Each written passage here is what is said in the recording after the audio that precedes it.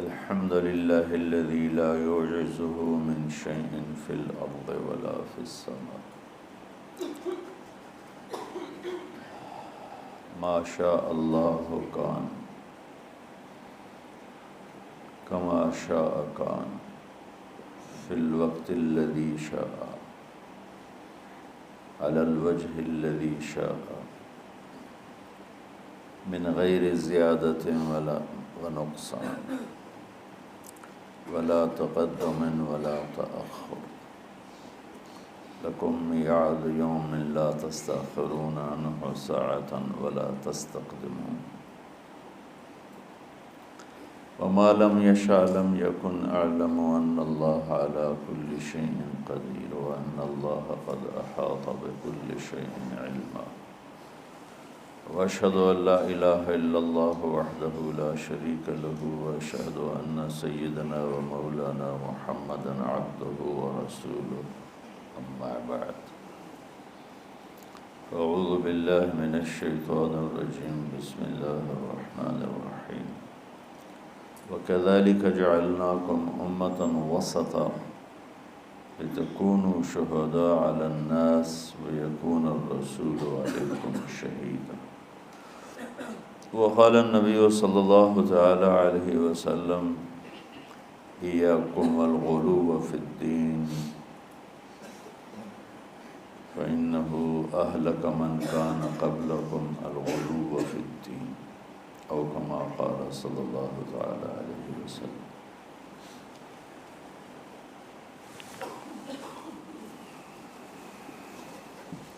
میں نے ابھی ایک آیت پڑھی آپ کے سامنے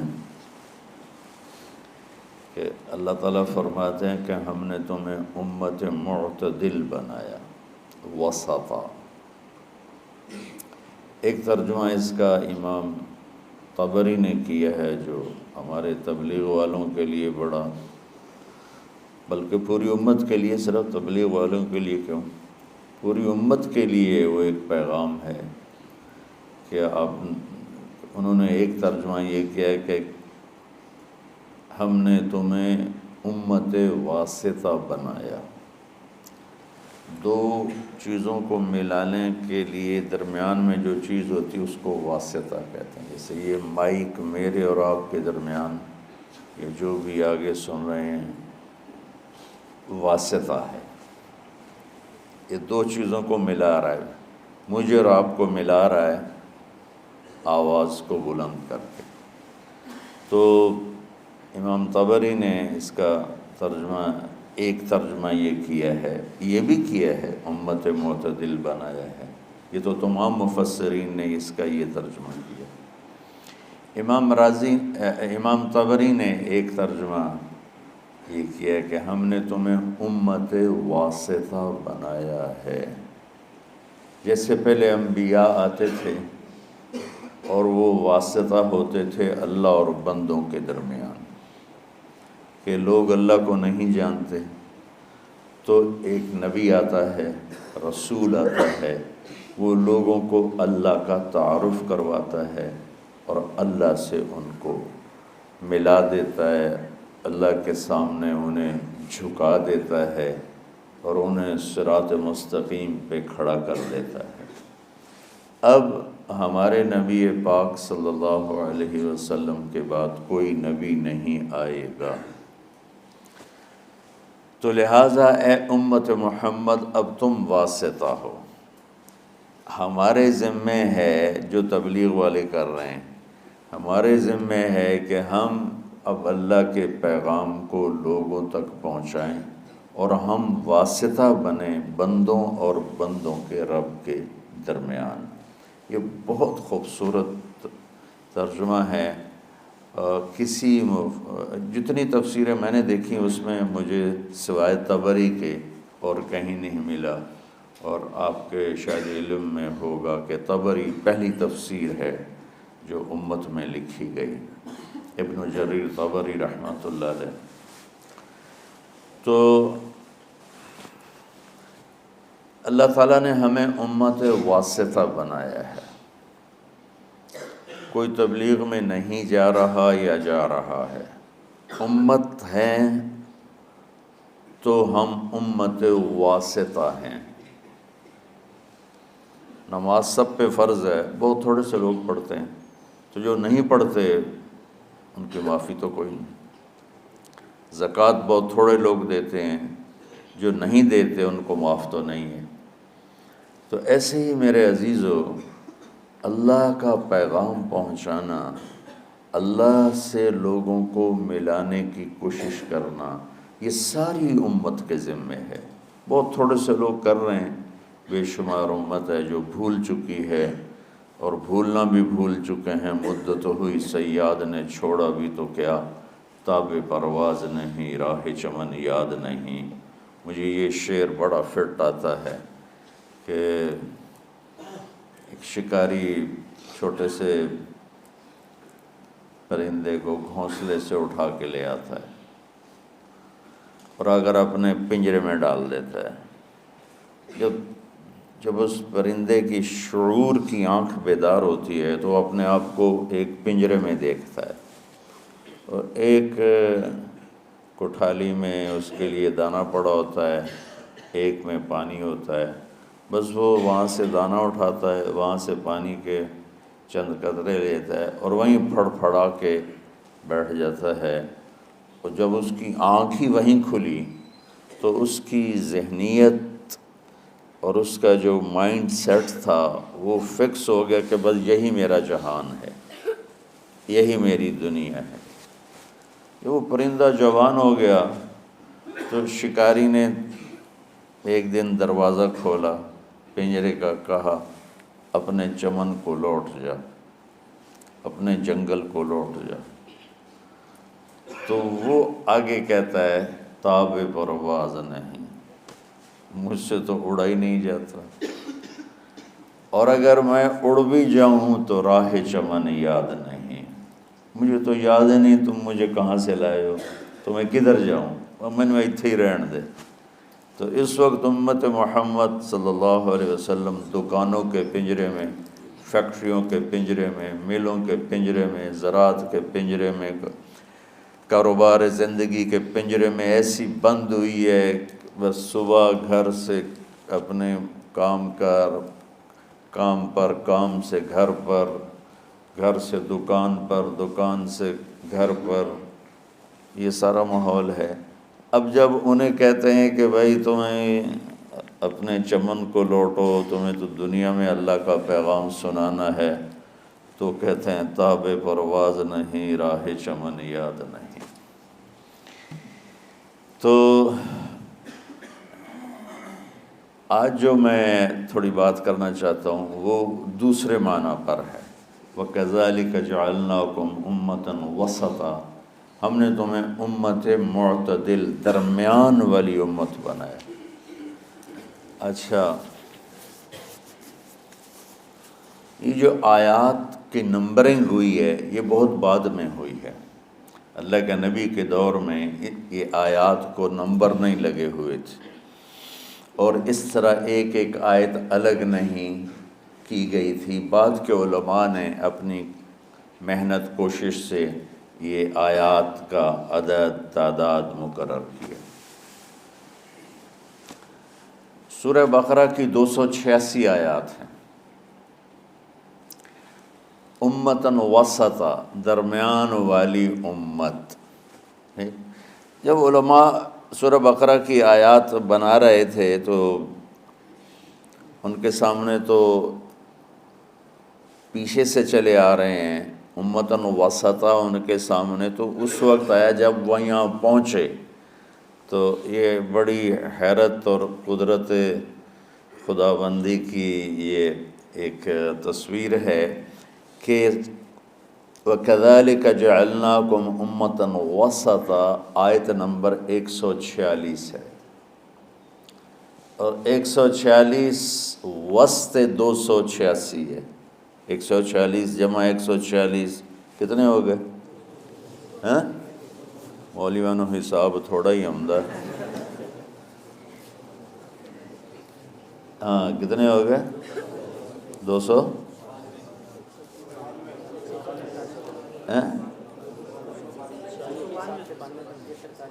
نہیں، پھر یہ آیت نمبر 143 ہے. اب میرا ذہن ہی سویا ہوا ہے، میں کیا آگے. یہ آیت نمبر 143 ہے، 146 نہیں، 143 ہے. تو بالکل درمیان میں لفظ کے لحاظ سے، اور ادھر آیت کی تقسیم ہو رہی ہے، تو کرتے کرتے کرتے جب اس آیت پر پہنچے تو یہ 143 بن رہی تھی، اور آیات 286 ہیں. تو اس کا وسط بنتا ہے، اور امتاً وسطا، درمیان والی امت کے پیچھے مفہوم کیا ہے؟ یہودی بہت زیادہ حرص و ہوس کا شکار ہوئے دنیا کے لیے. عیسائی رہبانیت میں ایسے دنیا ترک دنیا رہبانیتاً ابتدعوها ما كتبنا علیہم. اللہ تعالیٰ نے کہا انہوں نے خود ہی شروع کیا، میں نے تو کہا نہیں تھا. تو تھوڑا پیچھے چلے جائیں تو عیسائیوں میں نہانا بھی گناہ تھا، میلا کچیلا رہنا بزرگی تھی. بو آ رہی ہو، کپڑے گندے میلے، زبردستی اپنے اوپر اس قسم کے مجاہدے ڈالنا. تو اللہ نے کہا رہبانیتاً ابتدعوها ما كتبنا علیہم. میں تو اسی آپ پہ شروع کی تھی، میں دنی تو انہوں آکھیا. جب اسپین پہ قبضہ ہوا عیسائیوں کا، تو سب سے پہلے جو انہوں نے کام کیا، سارے ملک میں جتنے تھے حمام، غسل خانے، وہ سارے گرا دیے.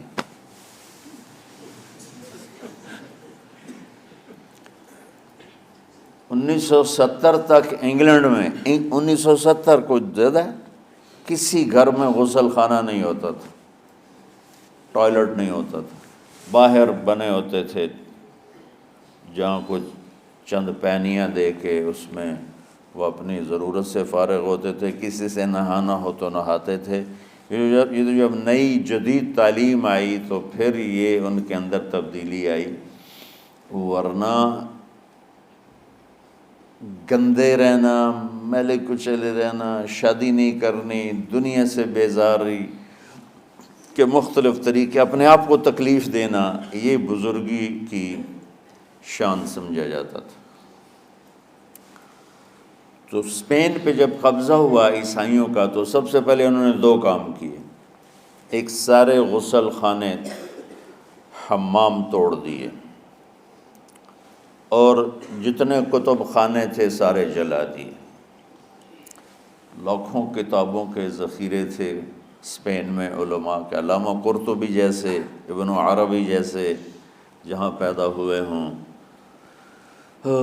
بقی ابن مخلد جیسے جہاں پیدا ہوئے ہوں.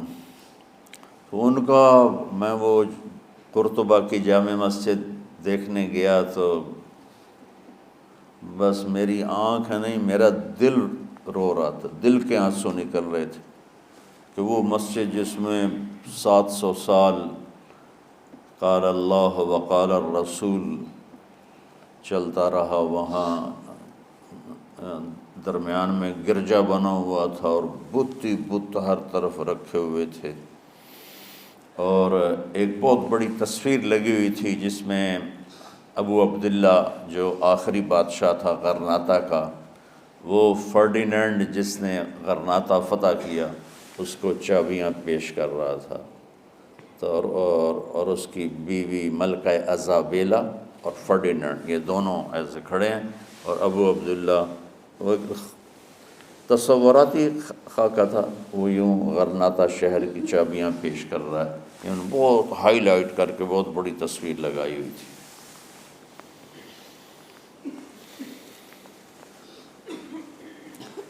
تو ایک دنیا کی ہوس میں بہت آگے چلے گئے، ایک دنیا بیزاری میں بہت آگے چلے گئے. تو اللہ نے دونوں کو ایسے رد کر کے فرمایا وَكَذَلِكَ جَعَلْنَاكُمْ أُمَّةً وَسَطًا، ہم نے تمہیں معتدل امت بنایا ہے. نہ تو دنیا میں ایسے لگو کہ دین برباد ہو جائے، نہ دین میں ایسے لگو کہ دنیا معطل ہو جائے۔ سبحان اللہ۔ یعنی آپ کو ایک حدیث سناتا ہوں، من طلب الدنیا حلالا، جس نے دنیا کمائی حلال، کاروبار کیا، نوکری کی، تجارت کی، زراعت کی، کوئی بھی ریڑھی لگائی، چھابا لگایا، سائیکل پہ منیاری بیچی، جو بھی کیا، من طلب الدنیا حلالا، جس نے دنیا کو طلب کیا حلال راستے سے، سعین علی اہلہ، اب بھائی کیوں کماتے ہو؟ کہا جی بچوں کو کھلانا ہوتا ہے اس لیے۔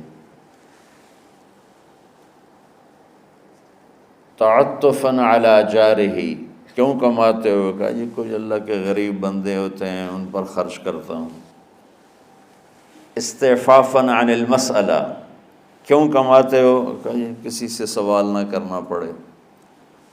تو چار باتیں میرے نبی فرما رہے ہیں، رزق حلال کمایا، بچوں پر خرچ کرنے کے لیے کمایا، غریبوں پر خرچ کرنے کے لیے کمایا، اور سوال سے بچنے کے لیے کمایا۔ اس میں کوئی نماز، روزہ، حج، زکوٰۃ، تہجد، تبلیغ، جہاد کا کوئی ذکر ہے؟ نہیں ہے۔ اچھا، جس نے ان چار شرطوں کے ساتھ دنیا کو کمایا تو کیا ہوگا بھائی؟ تو فرمایا لقی اللہ یوم القیامہ ووجہہ مثل القمر لیلۃ البدر، قیامت کے دن یہ اللہ کے دربار میں ایسے پیش ہوگا کہ اس کا چہرہ 14ویں رات کے چاند کی طرح چمک رہا ہوگا۔ اللہ نے ہمیں ایسا دین عطا فرمایا۔ حضرت سعد بن معاذ رضی اللہ تعالیٰ عنہ آپ کی محفل میں بیٹھے ہوئے تھے، تو وہ دہاڑی کرتے تھے، مزدوری کرتے تھے اپنے باغ میں خود ہی۔ تو آپ کے ان کے ہاتھوں پہ نظر پڑی تو ہاتھوں میں مزدوروں کے نا ہاتھ سخت ہو جاتے ہیں، بہت ہارڈ ہو جاتے ہیں، وہ کسی چلا چلا کے ہاتھوں سے کام کر۔ تو آپ نے دیکھا تو ان کے ہاتھ بڑے سخت، تو آپ نے ان سے پوچھا سعد یہ تیرے ہاتھوں کو کیا ہے؟ کہا یا رسول اللہ خود ہی مزدوری کرتا ہوں بچوں کا پیٹ پالنے کے لیے، تو وہ کام کرتے کرتے میرے ہاتھ ایسے ہو گئے ہیں، ٹھیک ہے،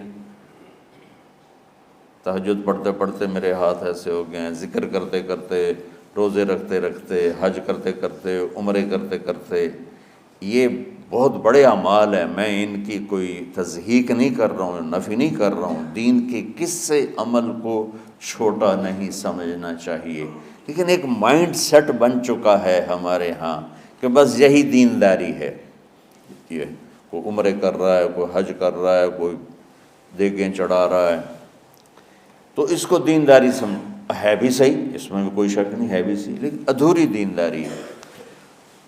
مکمل دینداری بنتی جب اس کے ساتھ دنیا کے معاملات اور اخلاقیات درست ہوتے ہیں، پھر جا کے وہ مکمل دین بنتا ہے۔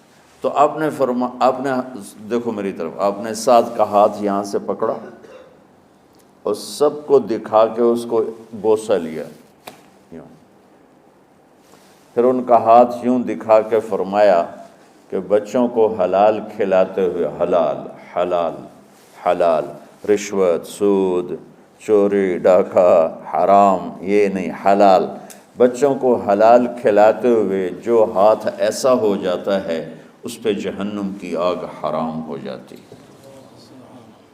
وَكَذَلِكَ جَعَلْنَاكُمْ، بولو، امتاً وسط، کہ ہم نے تمہیں معتدل، اعتدال والی دنیا امت بنایا ہے، نہ دنیا میں ایسے لوگوں کہ دین برباد ہو جائے، نہ دین میں ایسے لوگوں کہ دنیا معطل ہو جائے۔ اس لیے میں نے ایک حدیث پڑھی تھی، آپ نے فرمایا کہ دین میں غلو سے بچنا، غلو مطلب کہ اس طرح لگنا کہ بچوں کا پتہ نہیں، بیوی کا پتہ نہیں، گھر کا پتہ نہیں، کام کا پتہ نہیں، یہ عیسائیت میں تو بزرگی ہے، ہمارے دین میں بزرگی نہیں ہے، یہ انتہا پسندی ہے۔ یہ تمہید آپ سوچ رہے ہوں گے کہ مولوی صاحب کدھر جا رہے ہیں۔ میں 15 شعبان کے حوالے سے بات کچھ کرنا چاہتا تھا اور کچھ رمضان کے حوالے سے۔ 15 شعبان کی رات میں ہمارے ملکوں میں، جو ہمارے عجمی ملک ہیں، اس میں وہ کچھ ہو رہا ہے جو نہ میرے نبی نے کیا، نہ صحابہ نے کیا، نہ تابعین نے کیا۔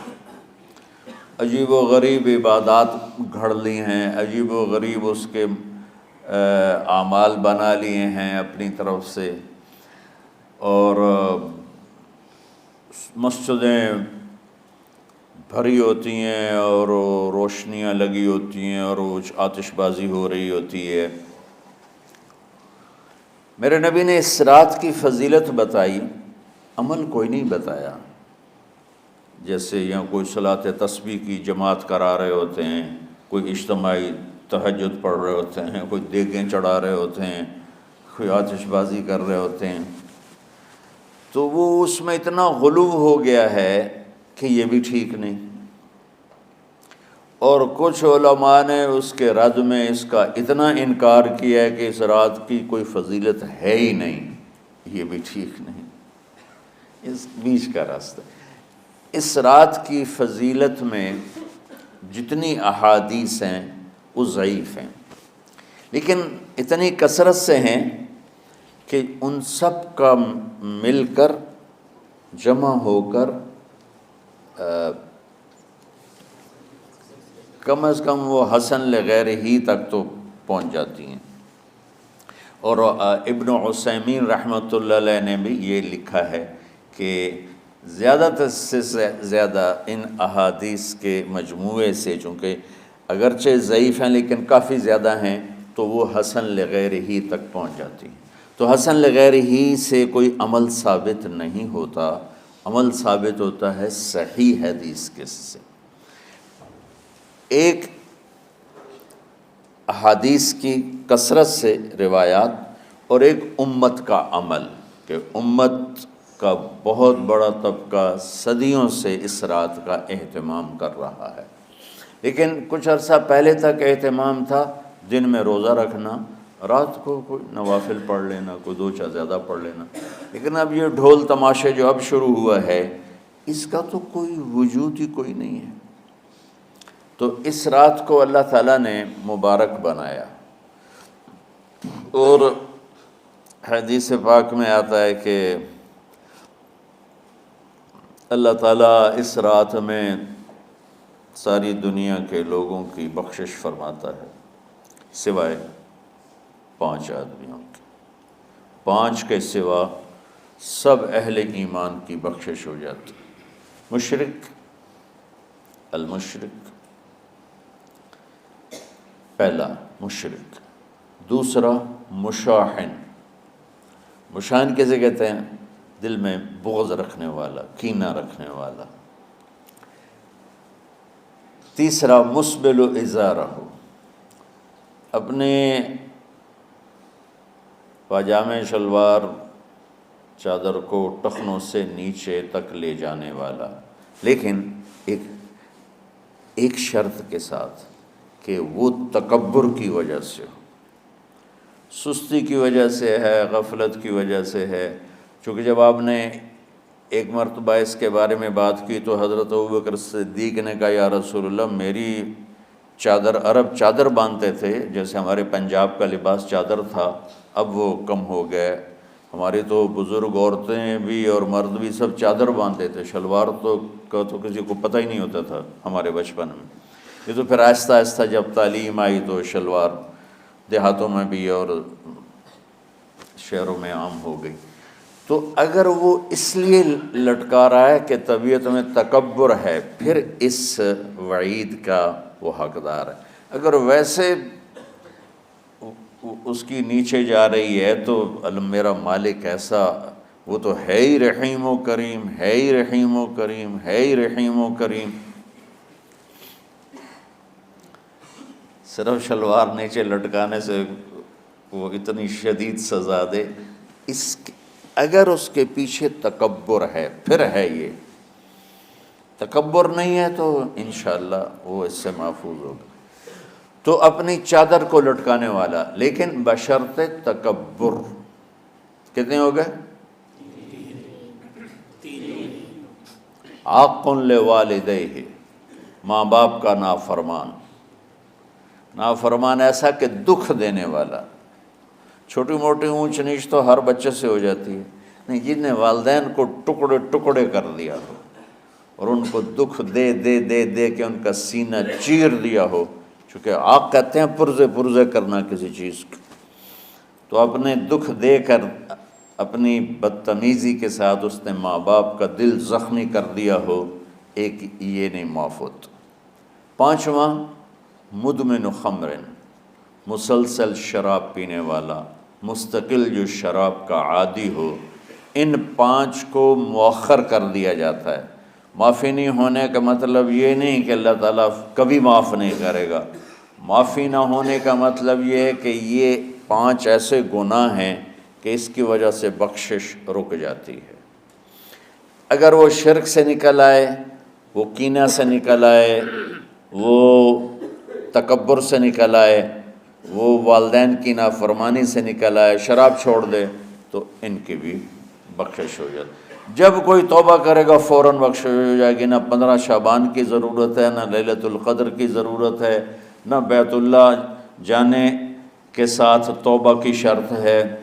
جہاں بھی وہ بیٹھ کے توبہ کرے گا، جس لمحے میں کرے گا، اسی وقت اس کی توبہ قبول ہوگی اور اللہ اس کے پچھلے سارے گناہوں کو معاف فرما دے گا۔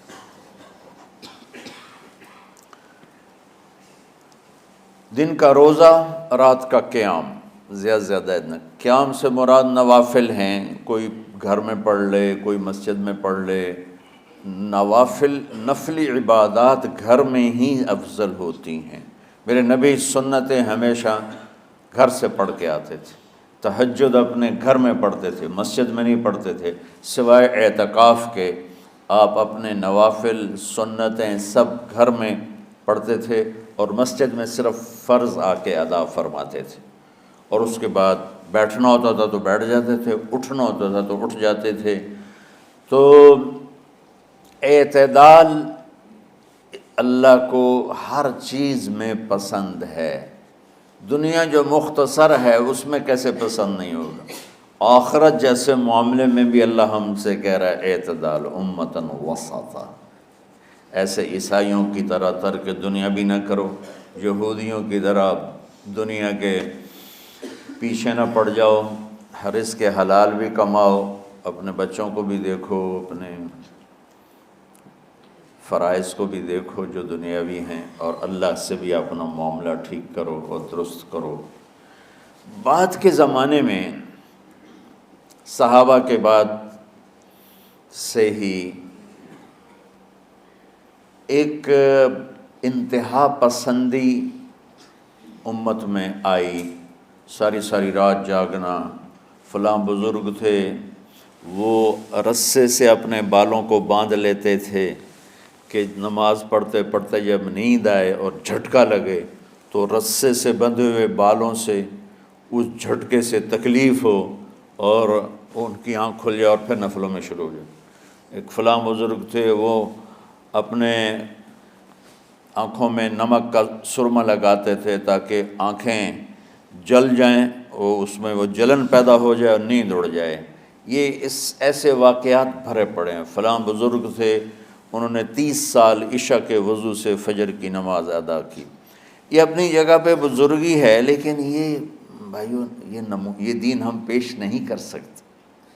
فلاں بزرگ تھے، وہ 30 سال سے ستو کھا رہے تھے کہ روٹی کھانے اور ستو کھانے میں 70 دفعہ سبحان اللہ کا فرق پڑ جاتا ہے، تو روٹی کھائیں تو 70 دفعہ سبحان اللہ کم کہہ سکتے ہیں، اور ستو کھائیں تو 70 دفعہ سبحان اللہ زیادہ کہہ سکتے ہیں۔ تو لہٰذا انہوں نے کہا مجھے تو 30 سال ہو گئے، میں تو ستو کھا رہا ہوں، میں تو روٹی نہیں کھا رہا۔ یہ دین نہیں ہے، یعنی یہ وہ دین نہیں جو ہم انسانیت کو پیش کر سکیں۔ یہ تو لوگوں کو دوڑانے والی بات ہے۔ اور ایک آدمی ایک بزرگ سے ملنے گیا تو وہ نوافل پڑھ رہے تھے،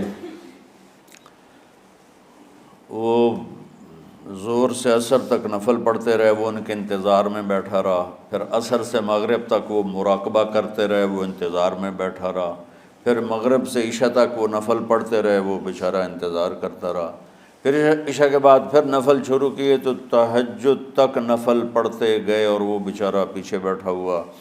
تو تہجد کے آخر میں ان کی مصلی پہ بیٹھے بیٹھے ایسے اونگ آ گئی، تو یوں جھٹکا لگا تو کہا یا اللہ میں اس آنکھ سے پناہ مانگتا ہوں جو سونے سے اس کا دل ہی نہیں بھرتا۔ اور پھر اس کے بعد فجر کی نماز پڑھ کے اشراق تک بیٹھے رہے، پھر اشراق پڑھے، اخیر وہ بیچارہ اٹھی کے واپس آ گیا کہ لگتا ہے نام تا ویلی کوئی نہیں۔ تو وہ اس نے کسی سے پوچھا کہ یہ بزرگ کب سے یہ کر رہے ہیں؟ کہ پچھلے 30 سال سے کر رہے ہیں۔ یہ راہبانیت کی شکل ہے، یہ وہ دین نہیں جو ہم لوگوں کو پیش کریں گے تو وہ کہیں گے واہ واہ واہ واہ کیا دین ہے بھائی، قبول کرو۔ یہ ایک قسم کا غلو آیا۔ میں ایک حدیث سناتا ہوں، بخاری شریف میں بھی ہے، مجھے اب ہر شے بھول گئی، لیکن وہ ہے نہی الغلو، اس طرح کر کے آپ لوگ زیادہ جانتے ہوں گے جو پڑھ رہے ہیں، کہ غلو سے نہیں۔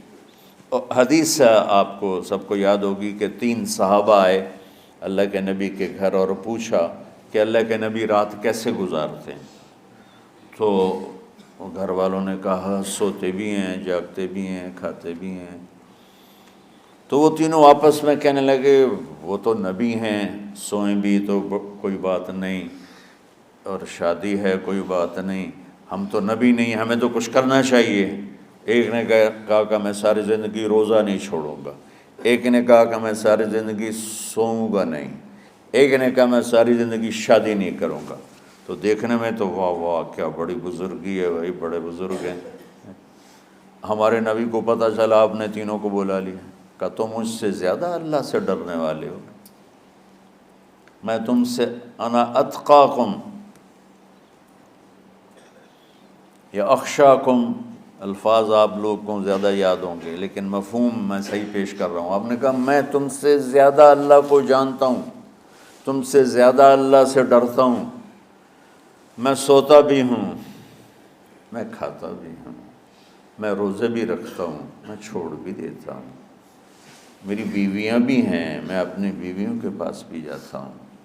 تم دین میں غلو سے بچو، پہلے امتوں کو ہلاک کر دیا دین میں غلو۔ دنیا میں غلو یعنی انتہا پسندی، ایکسٹریمسٹ ہونا، دنیا ہو یا دین ہو دونوں میں اعتدال بچو، اللہ تعالیٰ کو پسند ہے۔ تو شعبان کے حوالے سے ایک علماء کا طبقہ اتنا رد میں گیا کہ ایسی نفی کر دی کہ جیسے ہے ہی کچھ نہیں، یہ بھی غلط ہے۔ ایک طبقہ وہ ہے جو پتہ نہیں کیا کچھ کرتا ہے شب برات کے نام پر، وہ بھی غلط۔ ساری حدیثوں کو ملا کر روزہ اور رات کا قیام، کہ رات کو اٹھ کے کچھ اللہ کو یاد کر لو۔ اب اس آیت میں بعض مفسرین سے غالباً بھول ہوئی، حامیم والکتاب المبین انا انزلناہ فی لیلۃ مبارکۃ انا کنا منذرین فیہا یفرق کل امر حکیم امرا من عندنا انا کنا مرسلین۔ یہ لیلۃ القدر ہے، انا انزلناہ فی لیلۃ مبارکۃ، یہاں دوسرا لیلہ مبارک رات میں ہم نے قرآن کو اتارا۔ دوسری آیت کو جوڑو، انا انزلناہ فی لیلۃ القدر، ہم نے قرآن کو لیلۃ القدر میں اتارا۔ تو وہ آیت اس آیت کا ترجمہ کر رہی کہ لیلۃ مبارک سے مراد لیلۃ القدر ہے، 15 شعبان نہیں۔ لیکن بعض مفسرین جو بڑے لوگ ہیں، لہذا ہم سب کا ادب احترام کرتے ہیں، لیکن رائے کا اختلاف وہیں بڑے علماء میں ہی ہے، تو اسی کو میں آپ کے سامنے نقل کر رہا ہوں، کوئی اپنی رائے نہیں دے رہا ہوں۔ تو ان سے یہ صاف ہو گیا کہ انہوں نے اس کو 15 شعبان بنا دیا۔ یہ 15 شعبان کی رات نہیں ہے، یہ لیلۃ القدر ہے، کہ جس میں وہ پورے سال کے احکام اعلان کر دیے جاتے ہیں، وہ شب قدر ہے۔ اس میں بھی معافی ہوتی ہے، اس میں بھی معافی ہوتی ہے، لیکن شب قدر تو قرآن سے صحیح احادیث سے ثابت ہے، اور شعبان کی رات ضعیف حدیثوں سے ثابت ہے، لیکن کثرت حسن لغیرہ ہی، اور امت کا عمل اس میں بہت بڑی گنجائش پیدا کرتا ہے۔ تو جو بچہ روزہ رکھنا چاہے ضرور رکھے، جو رات کو اٹھنا چاہے ضرور اٹھے، لیکن وہ اتنا نہ اٹھے کہ صبح سبق میں سویا پڑا ہو۔ تو ایسی عبادت نہیں چاہیے کہ آپ اپنے طلب علم جو فرض ہے اس میں آپ سوئے پڑے ہوں، تو تمہارے خراٹوں سے سبق بھی متاثر ہو رہا ہو۔ تو اعتدال بچوں، ہر چیز میں اعتدال۔ تو اس میں یہ جو 5 ہیں، ایک مشرک، ایک مشاحن۔ مشاحن کون ہے؟ جو دل میں کینہ بغض رکھتا ہے۔ اب میں کہاں سے آنسو لاؤں اس بات پر رونے کے لیے کہ ایک تو دنیا داروں کا بغض کینہ ہے آپس کی لڑائیوں سے، لیکن یہ جو دیندار ایک دوسرے سے بغض، اس قدر بغض رکھتے ہیں کہ کافر بنائے بیٹھے ہیں ایک دوسرے کو، سلام کا جواب نہیں دیتے، جنازے میں نہیں شریک ہوتے۔ اس کا جرم واپس جاتا ہے تاجروں کو نہیں، حکمرانوں کو نہیں، خطیبوں کو، نادان، ہر خطیب نہیں، نادان خطیبوں کو، جو ہر مکتبہ فکر میں موجود ہیں، جو اس شدت کے ساتھ اوروں کی نفی کرتے ہیں اور اپنے آپ کو صحیح کہتے ہیں کہ جیسے باقی سب جہنمی ہیں، سب کافر ہیں، اور صرف ہم ہی صحیح ہیں اور ہم ہی جنت میں جائیں گے اور کوئی جنت میں نہیں جائے گا۔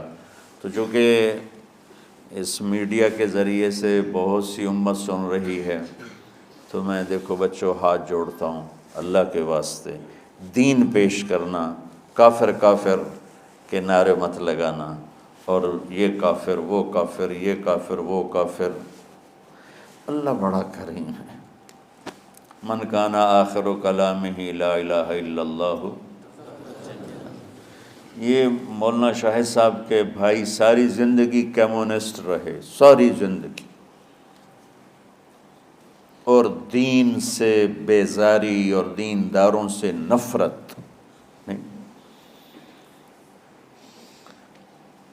اور مرنے سے پہلے 3 دفعہ کلمہ پڑھا، چند دن پہلے ان کا انتقال ہوا ہے۔ تو اللہ کو کون سا عمل ایسا پسند آیا ہوا تھا کہ ایمان کو باقی رکھا؟ وہ دین سے نفرت کا اظہار کر رہے ہیں، دینداروں سے نفرت کا اظہار کر رہے ہیں، کتابیں لکھی ہیں، لیکن ایمان والی ماں نے جنم دیا تھا اور دودھ پلایا تھا، اور بچپن میں کلمہ بھی پڑھتے تھے، نمازیں بھی سیکھی ہوں گی، قرآن بھی پڑھا ہوگا۔ اس کے بعد ساری زندگی کمیونسٹ رہے۔ کون سی نیکی اللہ کو پسند تھی کہ مرتے ہوئے 3 دفعہ لا الہ الا اللہ پڑھا؟ ابو زرع رحمۃ اللہ علیہ بڑے محدثین میں سے ہیں، فرماتے تھے مجھے 1,00,000 حدیث اس طرح یاد ہے جیسے تمہیں سورہ فاتحہ یاد۔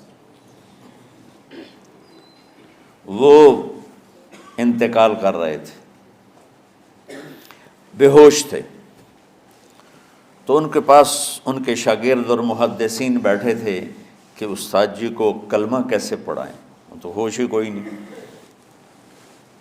اور بے ہوشی میں کیا ہوش میں بھی ہو کوئی تو اس کو یوں سیدھا نہیں کہتے کلمہ پڑھو، بلکہ اس کے پاس بیٹھ کے لا الہ الا اللہ لا الہ الا اللہ پڑھتے ہیں کہ کہیں وہ کہنے سے انکار نہ کر دے۔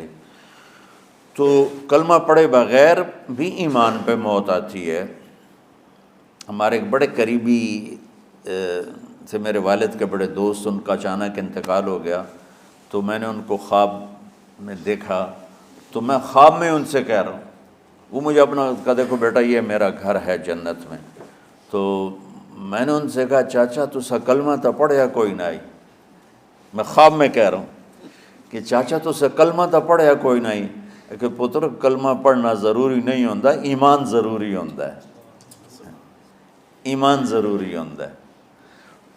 ہاں اس کا اظہار ہو جائے تو پھر وہ مہر لگ گئی، من کان آخر کلامہ لا الہ الا اللہ دخل جس کا آخری کلام لا الہ الا اللہ ہوگا وہ جنت میں داخل ہوگا۔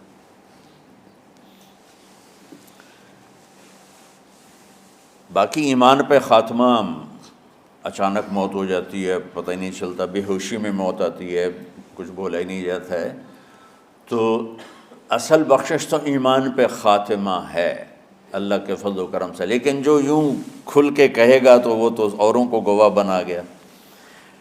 تو ان کے ایک شاگرد منذر بن شازان وہ کہنے لگے حدثنی ضحاک بن مخلد عن ابی عاصم عن عبد الحمید بن جعفر عن صالح بن ابی غریب۔ یہ سند پڑھ کے چپ ہو گئے، آگے نہیں چلے۔ تو ابو حاتم بیٹھے تھے، وہ بولے اونچی آواز میں، اور وہ ابو زرع بے ہوش پڑے ہوئے ہیں، حدثنی بندار عن ابی عاصم عن عبد الحمید بن جعفر عن صالح بن ابی غریب، اور خاموش ہو گئے۔ سبحان اللہ، وہ شخصیت بے ہوش پڑی ہے لیکن ساری زندگی حدیث پڑھائی ہے، کانوں میں آواز تو جا رہی ہے، دماغ اس کو کیچ نہیں کر رہا، لیکن لاشعور بے ہوش نہیں ہوتا، شعور بے ہوش ہوتا ہے۔ وہ لاشعور میں پہنچتی ہے اور شعور کو بیدار کیے بغیر ان کی زبان کو چلاتی ہے۔ انہوں نے بے ہوشی میں کہا حدثنی ابو عاصم، یہ ایک واسطہ اوپر ہیں ابو زرع ان سب سے، بندار عن ابی عاصم، ضحاک عن ابی عاصم، تو انہوں نے فرمایا حدثنی ابو عاصم عن عبد الحمید ابن جعفر عن صالح ابن ابی غریب۔ یہاں باقی دو خاموش ہو گئے تھے، وہ آگے چلے، عن کثیر ابن مرۃ الحضرمی عن معاذ ابن جبل رضی اللہ عنہ قال قال رسول اللہ صلی اللہ علیہ وسلم من کان آخر کلامہ لا الہ الا اللہ دخل الجنہ، او قال حرمہ اللہ علی النار، اور ساتھ ہی جان نکل گئی۔ کہ سند وہ آدھی پڑھ کے خاموش ہو گئے تھے، یہ آگے پڑھتے پڑھتے پڑھتے پڑھتے اللہ کے نبی تک پہنچ کے فرمایا کہ میرے نبی نے فرمایا کہ جس کا آخری کلام لا الہ الا اللہ ہوگا وہ جنت میں داخل ہوگا، یا اللہ اس پہ جہنم کو حرام کر دے گا۔ تو میرے عزیزو، اللہ کے واسطے تمام مکاتب فکر کے مسلمانوں سے اپنے دل کو بغض سے پاک کرو، کینہ سے پاک کرو، حسد سے پاک کرو، نفرت سے پاک، اختلاف کرو۔ میری ایک رائے ہے لیکن میں کبھی ممبر پر اپنی رائے پیش نہیں کرتا ہوں، خاص طور پر عقائد، اعمال، ترجیحات کے بارے میں دین پیش کرتا ہوں۔ رفع یدین کرنے کی بھی حدیثیں موجود ہیں، نہ کرنے کی بھی موجود ہیں، اور لڑی جاندے دونوں پاسا دے مناظر لڑی جاندے، لڑی اور اللہ دا واسطہ ہی نے دنیا برباد ہو گئی تو انہوں رفع یدین دی پئی کرو، افضل ہے، یہ افضل کی بات چلی، نہ کرو افضل ہے۔ ہم جو نہیں کرتے تو ہم کہتے ہیں کہ افضل ہے نہ کرنا، کرنا چاہو تو کر لو، کوئی مسئلہ نہیں، اور جو کہتے ہیں کرنا ہے وہ بھی کہتے ہیں افضل ہے کرنا، نہ کرو تو کوئی۔ یہ امت برباد ہو رہی ہے، یہ ان چھوٹی چھوٹی باتوں پہ مناظرے ہو رہے ہیں۔ میں نے ایک مناظرہ سنا تو مجھے بڑی تکلیف ہوئی ہے، اس پر سوشل میڈیا پر رفع یدین پہ ہو رہا تھا، ادھر دیوبندی تھے، ادھر اہل حدیث سے، اور لڑی جاندے لڑی، اخیر مناظرہ ہوتا ہے ایک دو گالی کٹ کے اٹھی جاندے۔ یہ امت برباد ہو رہی۔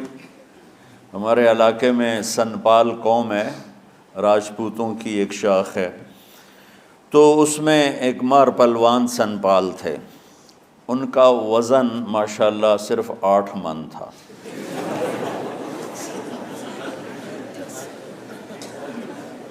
تو وہ 2 نوکر ہمیشہ ان پر، وہ بہت بڑے ذمہ دار تھے، 20-25 مربع کے مالک تھے۔ میرے والد صاحب کے وہ جماعتی تھے، بچپن میں اسکول میں ہم جماعت تھے، تو ان کو 2 نوکر اٹھاتے تھے، 2 ہی بٹھاتے تھے، 2 ہی چلاتے تھے، اس کے بغیر وہ ہلتے ہی نہیں تھے۔ ہمارے بچپن میں ریچھ کتے کے مقابلے ہوتے تھے، ایک بہت بڑا یہ شغل ہوتا تھا، ریچھ اور کتوں کی لڑائی۔ شکر ہے اب اس ظالمانہ کھیل پر گورنمنٹ نے پابندی لگائی، تو جس نے بھی لگائی بہت اچھا کیا۔ تو دیکھو مجھے کیا یاد آ گئی، کتنی پرانی بات۔ اور مجھے ایک وہ ریچھ والا یاد آ گیا، ودھو دا ریچھ، ودھو والا ریچھ، وہ بہت بڑا ریچھ تھا، کھڑا ہوتا تھا تو پورے آدمی کے برابر اس کا قد ہوتا تھا، میری آنکھوں کے سامنے وہ کھڑا ہوا ہے۔ تو ریچھ 2 طرح لڑتے تھے، میں آنکھوں دیکھا بتا رہا ہوں۔ ایک وہ جیسے ودھو دا ریچھ جڑائی، وہ کھڑا ہو جاتا تھا اور آنے والے کتوں کو تھپڑ مارتا تھا، ٹھو کتا وہ گیا، ادھر ٹھو کتا وہ گیا۔ اور کچھ ریچھ تھے جو بھاگتے ہوئے لڑتے، جو ذرا چھوٹے قد کے تھے، ذرا کمزور ہوتے، وہ کھڑے ہو کر نہیں لڑتے تھے، وہ بھاگتے تھے، بھاگتے بھاگتے تھپڑ مارا، بھاگتے بھاگتے کتا جو چک مارتا تھا تو وہ اس کو چھڑاتے تھے۔ تو کبھی کتے جیت جاتے، کبھی ریچھ۔ کبھی بہت نادر، یعنی بہت کم ایسا ہوتا تھا کہ وہ جو بھاگنے والے ریچھ ہوتے تھے نا، ان کا رسہ کھل جاتا تھا، تو پھر وہ ریچھ بھاگتا تھا جان بچانے کے لیے۔ تو مار پلوان رحمۃ اللہ علیہ،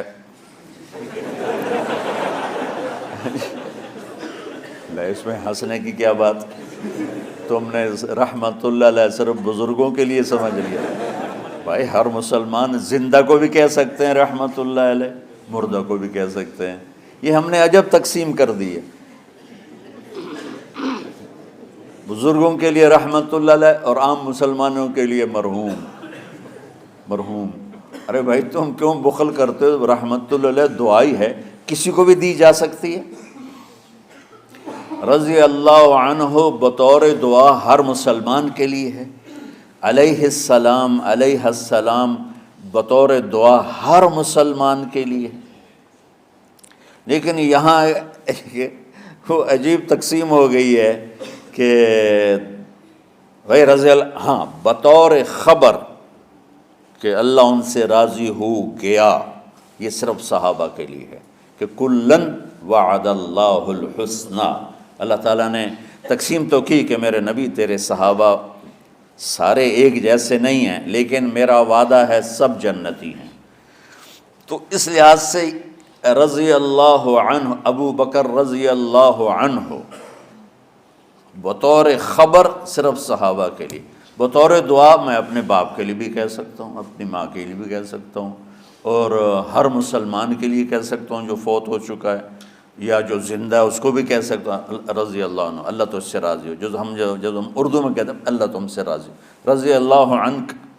تو جو مر گیا ہے اس کو بطور دعا رضی اللہ عنہ کہہ سکتے ہیں، رضی اللہ عنہ کہہ سکتے ہیں، رحمۃ اللہ علیہ کہہ سکتے ہیں، علیہ السلام کہہ سکتے ہیں، علیہ السلام کہہ سکتے ہیں۔ لیکن چونکہ مسلمانوں کا ایک طبقہ حضرت کہ مولا علی کو علیہ السلام کہتا ہے، ائمہ اہل بیت کو علیہ السلام کہتے ہیں، تو ہم نے اس پر کاٹا پھیر دیا، ہم نے نہیں رضی اللہ عنہ۔ اتنی چھوٹی مولیوں دے دل چڑی طرح ہو گئے، چڑی نہیں ہوگی، چڑی دے دل تو چھوٹے دل ہو گئے، ظرف ہے پتہ نہیں کہاں چلا گیا، حالانکہ علم تو وسعت پیدا کرتا ہے۔ آج کا پڑھنا پڑھانا وہ ایسے دلوں کو تنگ کر کے سکیڑ کے چڑیا سے بھی چھوٹا بناتا ہے۔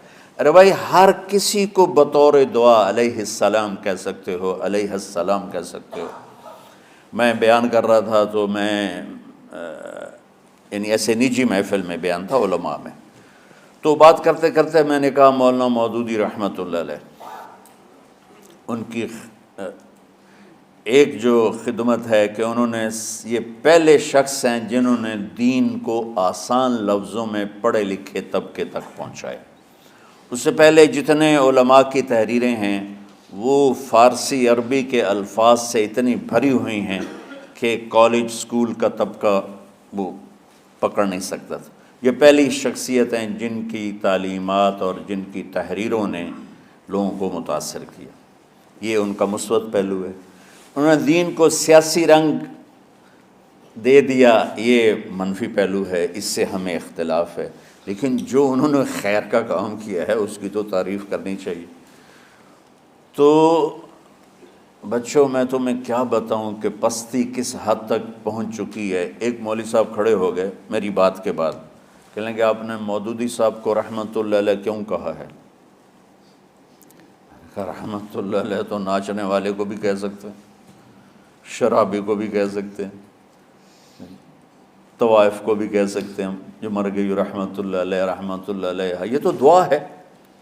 کہ یار میرے بچے اتنا بغض تو نہ رکھو کہ کسی مسلمان کے لیے رحمۃ اللہ علیہ کہنا بھی جرم بن جائے۔ بس یہ اس سے میں جو میں کہنا چاہتا تھا اس کی یہ وضاحت دے رہا ہوں۔ مار پہلوان رحمۃ اللہ علیہ سے یہ بات چھڑ گئی، وہ تشریف فرما تھے منجی پہ بیٹھے ہوئے، بدقسمتی سے وہ ریچھ تھا بھاگ کے لڑنے والا، وہ بھاگتے بھاگتے کبھی ادھر بھاگ رہا کبھی ادھر بھاگ رہا، رسہ ٹوٹ گیا۔ رسہ جو ٹوٹا تو ریچھ سیدھا مار پہلوان کی چارپائی کی طرف دوڑا۔ اب مار پہلوان نے پہلے تو انج ویکھیا بھی اوئے ایک ہی بنی، یہ تو رچھ آ رہا ہے۔ جس آدمی کو 2 نوکر اٹھاتے تھے بٹھاتے تھے، اس نے نوکروں کو نہیں بلایا دیر ہو جائے گی، خود ہی جمپ لگایا اور پیچھے بھاگا۔ آگے سادات کا گھر تھا تو بالکل قریبی، تو گھر میں بڑھ گیا اندر، تو اندر عورتوں نے کہا مار صاحب سیداں دا گھر ہے، سیداں دا گھر ہے، پردے والا گھر ہے، کہ مگر وہ رچھ سر لیندا تو انہوں پردے دی پئی۔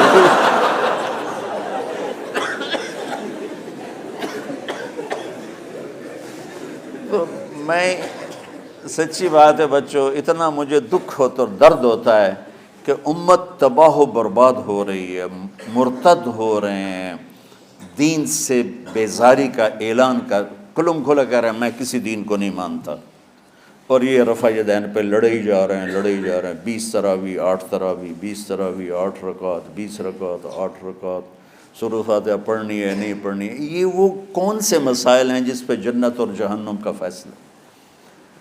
بغض جہنم میں لے جائے گا، چاہے دینی بغض ہو چاہے دنیاوی بغض ہو، جہنم میں لے جائے گا۔ البغض للہ اور چیز ہے، یہ تو بغض لنفس ہی ہے، بغض للہ کے لیے مولا علی کا واقعہ کافی ہے۔ ایسی مثال تاریخ میں دوبارہ ہوں گی، میری نظر سے نہیں گزری، کہ آپ خیبر کی جنگ میں یہودی سے لڑ رہے ہیں اور اس کو گرا لیا اور اس کو قتل کرنے لگے تو اس نے منہ پہ تھوک دیا۔ سبحان اللہ، اب تو اور زیادہ قتل کرنا چاہیے تھا، بے دردی سے آپ پیچھے ہٹ گئے، کہا آ بھائی دوبارہ، کہنے لگا کیا ہوا؟ کہا تم نے میرے منہ پہ تھوکا نا، تو پہلے میں تمہیں اللہ کے لیے قتل کر رہا تھا، جب تم نے میرے منہ پہ تھوکا تو مجھے ذاتی غصہ آ گیا۔ البغض لنفسی، کہ میں میری تمہاری کوئی دشمنی نہیں، صرف اللہ کے لیے ہے، تو تمہارے تھوکنے سے میرے اندر ذاتی دشمنی پیدا ہوئی، ذاتی غصہ پیدا ہوا، تو یہ قتل اللہ کے لیے نہ ہوتا میری ذات کے لیے ہوتا، لہذا آپ دوبارہ لڑیے۔ کہنے لگا مجھے کلمہ پڑھا دے۔ تو شکر ہے کچھ ماحول بدلا بھی ہے، ہر مکتب فکر میں معتدل لوگوں کی تعداد بڑھ رہی ہے، لیکن ہر مکتب فکر میں ایسے سخت دل اور ایسے متعصب آنکھوں پہ پٹی باندھ کے بیٹھے ہوئے ہیں کہ اپنے سوا کسی کو مسلمان سمجھنا ہی نہیں۔ اچھا دیکھو تم میری اولاد ہو، اللہ کا واسطہ دیتا ہوں، اگر تمہارا میرا کوئی تعلق ہے، پتہ نہیں تمہارا مقدر تمہیں کہاں کہاں لے جائے، کس ممبر پہ بیٹھو، کس مسند پہ بیٹھو، کس درس کی مجلس میں بیٹھو، لوگوں کو دین پڑھانا، بچوں کو، اگلی نسل کو دین پڑھانا، اگلی نسل میں نفرت کے بیج نہ بونا، بغض کے بیج نہ بونا۔ میرا رب بڑا کریم مہربان ہے۔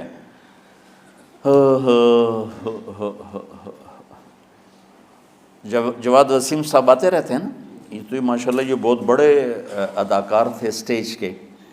تو اسٹیج کی دنیا بڑی غافل دنیا ہے، ہر گناہ وہاں ہوتا ہے، ہر عیب وہاں ہوتا ہے۔ تو وہ ایک اپنے ساتھی کا بتا رہے تھے کہ جس کی ساری زندگی ہر عیب، ہر گناہ میں انتہا پر تھی، اور اسٹیج پہ ڈرامہ کرتے ہوئے ہارٹ اٹیک ہوا، یعنی کوئی گھر میں نہیں، کوئی مسجد میں نہیں، اسٹیج پر غفلت کی انتہا میں ہارٹ اٹیک ہوا۔ کم اٹھا کے پیچھے لے گئے تو انہوں نے زور زور سے کلمہ پڑھنا شروع کیا، اور کلمہ پڑھتے پڑھتے انتقال ہو گیا۔ تو جس شخص کی ساری زندگی ایسے عیبوں میں گزری کہ میں منہ پہ لاتے ہوئے شرماتا ہوں، وہ مرتے ہوئے کلمہ پڑھ رہا ہے، تو میرے رب کو کیا چیز پسند ہے؟ یہ مولانا شاہ صاحب کے بھائی کا واقعہ، تو ابھی کا واقعہ۔ تو اللہ کے واسطے نہ جنت کے ٹھیکیدار بنو، نہ دوزخ کے داروغہ بنو، بے چل واڑی جا سارے آنا۔ یہ اللہ کا کام ہے، کس کو جنت میں ڈالنا ہے، کس کو جہنم میں ڈالنا ہے۔ یغفر لمن یشاء ویعذب من یشاء۔ بس ایک اللہ نے کہا ہے کہ ان اللہ لا یغفر ان یشرک بہ، دیکھو میرے بندو میں شرک معاف نہیں کروں گا، ویغفر ما دون ذلک لمن یشاء، باقی جس کو چاہوں معاف کر دوں۔ تو کیوں؟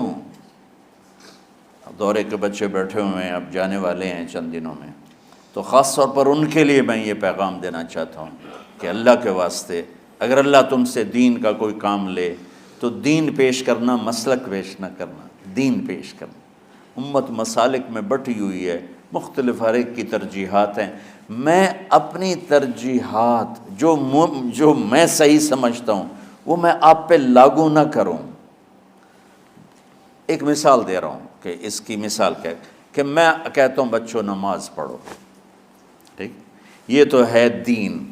میں کہتا ہوں دیکھو بچوں ہاتھ یہاں باندھنے ہیں، یہاں نہیں باندھنے، یا میں کہتا ہوں دیکھو ہاتھ یہاں باندھنے ہیں، یہاں نہیں باندھنے، اور آمین اونچی کہنی ہے، آمین اونچی نہیں کہنی، رفع یدین نہیں کرنا، رفع یدین کرنا ہے۔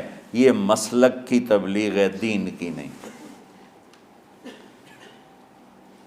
ہر طرف، دونوں طرف صحیح احادیث موجود ہیں۔ میں نے اس کو لے لیا، مولوی سعید نے اس کو لے لیا، تو اس میں لڑائی کی کیا بات؟ تو امت مختلف مکاتب فکر میں بٹی ہوئی ہے۔ اللہ تمہیں توفیق دے تو دین پیش کرنا، مسلک کی تبلیغ نہ کرنا، دین کی تبلیغ کرنا۔ ہاں اپنے مسلک کو بتاؤ درس گاہ میں، ہم نے اپنا مسلک پڑھا درس گاہ میں، لیکن آپ کو عجیب بات بتاؤں، میں نے 7 سال رائمنڈ میں پڑھا، میں اللہ کی قسم اٹھا کے کہتا ہوں 7 سال میں ایک دفعہ ہمارے استادوں نے کسی مسلمان فرقے کے خلاف ہمیں نفرت نہیں دلائی، ایک سبق بھی مجھے یاد نہیں کہ ہمارے استادوں میں سے کسی نے چڑھائی کی ہو اہل حدیث پر، بریلویوں پر، شیعوں پر، کبھی بھی نہیں۔ ہمیشہ میں امت امت امت امت، اللہ نے وہ ہمارے دل میں گاڑ دی وہ بات۔ آگے میں جو نسل تیار کرنا چاہتا ہوں ایسی تیار کرنا چاہتا ہوں، اعتدال والی امت۔ ہاں شعبان کے اس لحاظ سے فضیلت ہے کہ میرے نبی شعبان میں روزے بہت رکھتے تھے، صرف 15 شعبان کی بات نہیں۔ آپ جب رجب کا مہینہ آتا تھا تو آپ کہتے اللہم بارک لنا فی رجب و شعبان وبلغنا رمضان، یا اللہ ہمارے شعبان میں اور رجب میں برکت دے اور رمضان شریف نصیب فرما۔ اب رمضان شریف بھی آ رہا ہے، اور آپ کو معلوم ہے ہم نے رمضان میں پڑھائی رکھی ہے، چھٹیاں نہیں رکھی۔ جب میں نے حسنین شروع کیا 1999 میں، تو اللہ نے میرے دل میں یہ بات ڈالی کہ رمضان تو علم کا مہینہ ہے، انا انزلناہ فی لیلۃ القدر، اور چاروں آسمانی کتابیں رمضان میں اور سارے صحیفے رمضان میں۔ پتہ نہیں اللہ کو کیا پسند تھا اس مہینے کا۔ حضرت ابراہیم علیہ السلام پر چھوٹی کتابیں اتریں یکم رمضان کو، حضرت موسیٰ علیہ السلام پر تورات اتری 2 رمضان کو، حضرت داؤد علیہ السلام پر زبور اتری 6 رمضان کو، حضرت عیسیٰ علیہ السلام پر انجیل اتری 12 یا 18 رمضان کو، اور اللہ کے نبی پر قرآن اترا فی لیلۃ القدر، لیلۃ القدر میں اترا۔ تو سارا آسمانی علم رمضان میں اترا۔ سارے مہینوں کے نام عربوں نے رکھے، محرم، صفر، ربیع الاول، ربیع الثانی، جمادی الاولیٰ، جمادی الثانی، رجب، شعبان، رمضان، شوال، ذوالقعدہ، ذوالحج۔ اس میں جو رمضان ہے یہ نام اللہ نے رکھا، باقی مہینوں کے نام تو رکھے عربوں نے۔ پھر ان کی زبان پہ اللہ لایا رمضان، چونکہ ابھی تو دنیا بھی نہیں بنی تھی اور اللہ نے قرآن کی تلاوت فرمائی تھی، تو اس قرآن میں تھا شہر رمضان الذی انزل فیہ القرآن۔ تو رمضان کا نام اللہ نے پہلے سے چن رکھا تھا، پھر ان سے رکھوا دیا۔ رمضان کہتے ہیں رمض یرمض، جل جانا، جل جانا۔ رمضان کو رمضان کیوں کہتے ہیں؟ کہ اس میں گناہ جل جاتے ہیں۔ مسلمان پہلا روزہ رکھتا ہے اور اس کے گناہ اللہ جلانا شروع کرتا ہے، اس کی بھوک پہ آس کی آگ میں گناہوں کو ڈالتا ہے، جلاتا ہے۔ آخر 29 رمضان یا 30 رمضان آخری رات اللہ تعالیٰ اس کی پچھلے سال کے سارے گناہ معاف فرما دیتا ہے۔ تو اس کو اس سے تشبیہ دی گئی کہ جیسے جلنے سے چیز ختم ہو جاتی ہے، رمضان کے روزے کی بھوک اور پیاس کی تپش سے اللہ تعالیٰ پچھلے سال کے سارے گناہوں کو معاف فرما دیتا۔ تو مجھے خیال آیا اس وقت جب ابھی بالکل کزرع اخرج شطأہ تھا، ہمارے مدرسے کی مثال کزرع اخرج شطأہ، دعا کرو اللہ تعالیٰ فاستغلظ فاستوی علی سوقہ سے بنا دے۔ امید تو ہے کہ کچھ شکل اللہ نے بنا دی، اللہ اسے پوری دنیا میں پھیلا دے۔ میری تو تمنا ہے کہ ایک ایسی مثبت سوچ کے علماء کے اللہ میرے ذریعے سے تیار کروا دے جو امت کو جوڑنے والے ہوں، توڑنے والے نہ ہوں۔ کتنا ظلم و ستم ہے کہ پیسے بھی لیتے ہیں اور امت کو توڑ کے چلے جاتے۔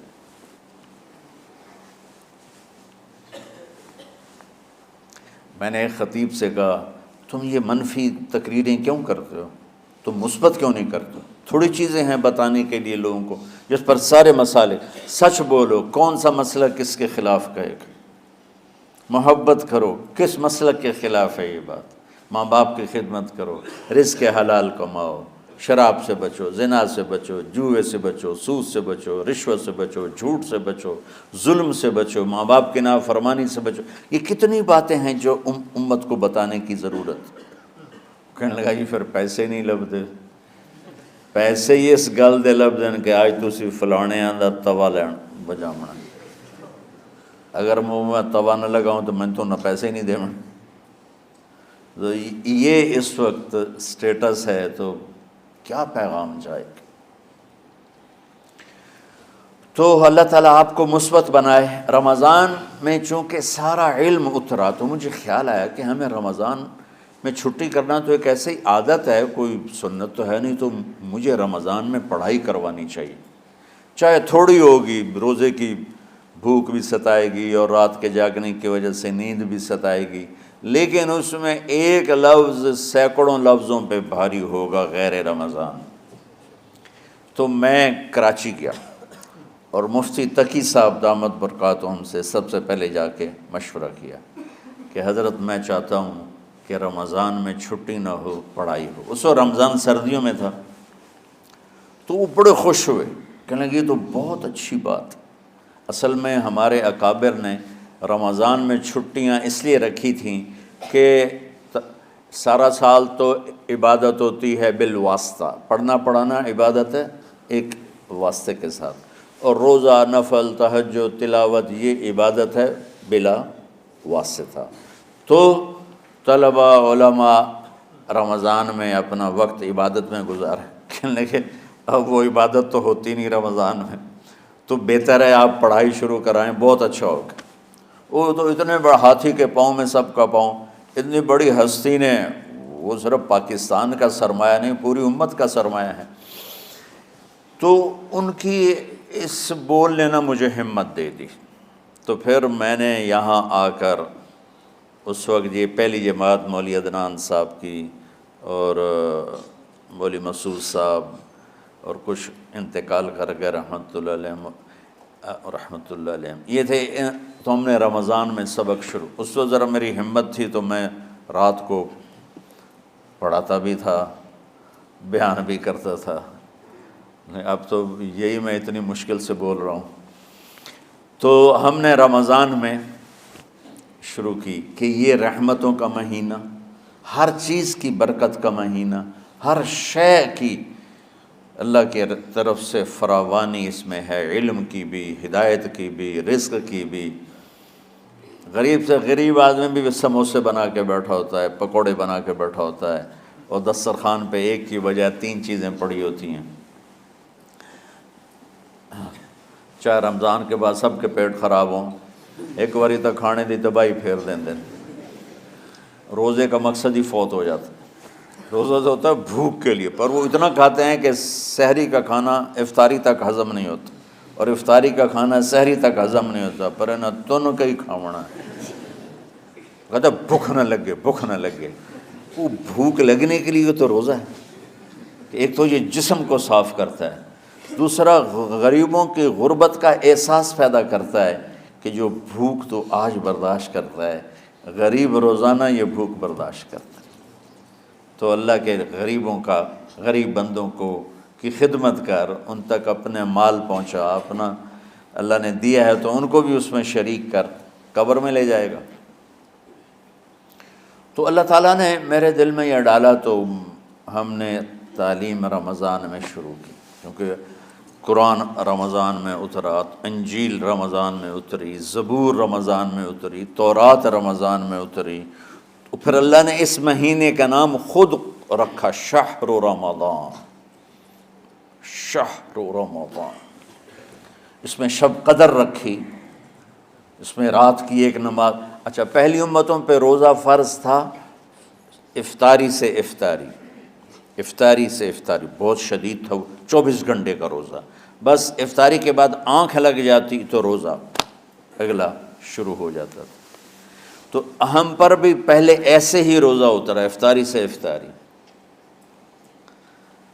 تو ابن سرمہ رضی اللہ تعالی عنہ اونٹ چرانے والے تھے، وہ شام کو لوٹے تو بیوی سے پوچھا کوئی افطاری کا سامان ہے؟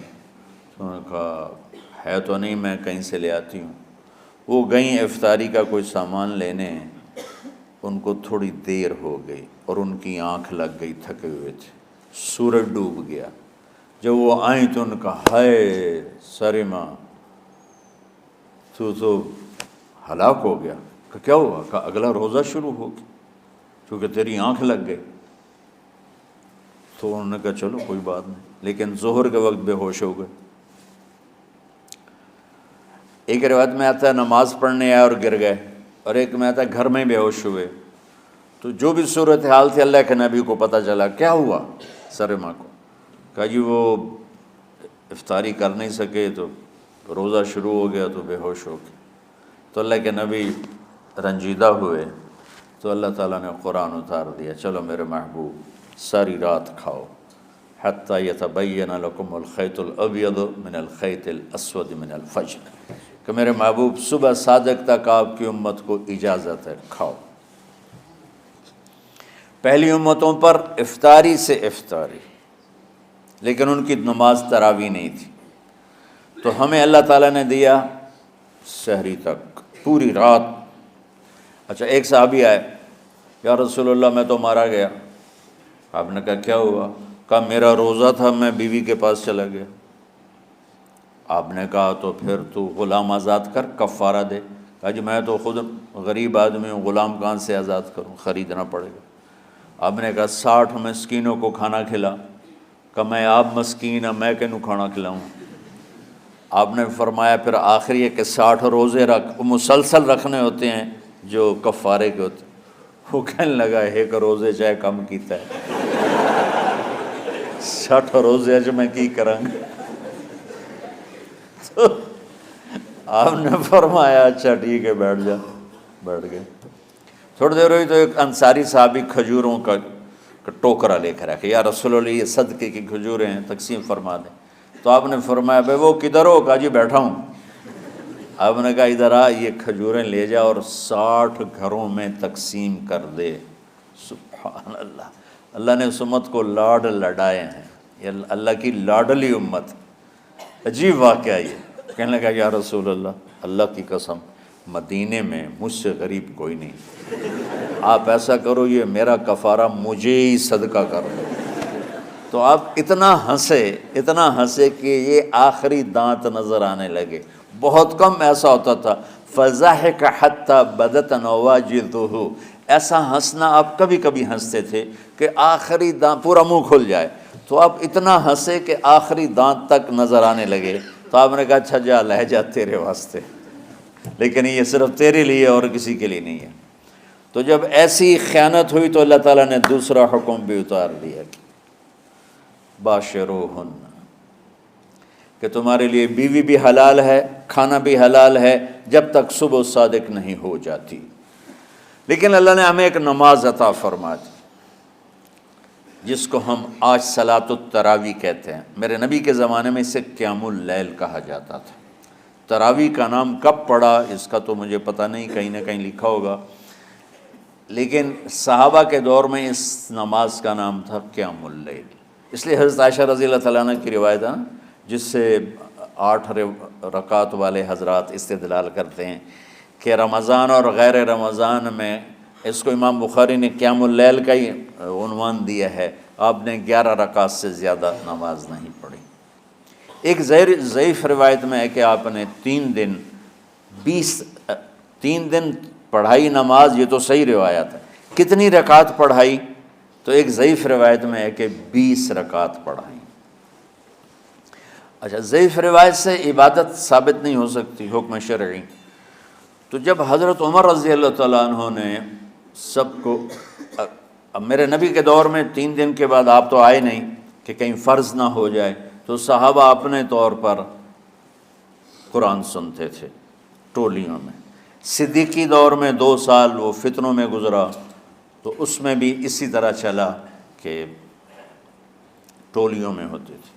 حضرت عمر رضی اللہ عنہ کے زمانے میں حکومت مضبوط ہو گئی، طاقتور ہو گئے، تو ابتدائی سالوں میں نہیں، چند سالوں کے بعد اب مسجد میں تشریف لائے تو لوگ اس طرح کوئی 4 ادھر 4 ادھر 5 ادھر 10 ادھر 20 ادھر، تو کہنے لگے ان کو ایک امام پہ جمع کر دیا جائے تو کتنا اچھا ہوگا۔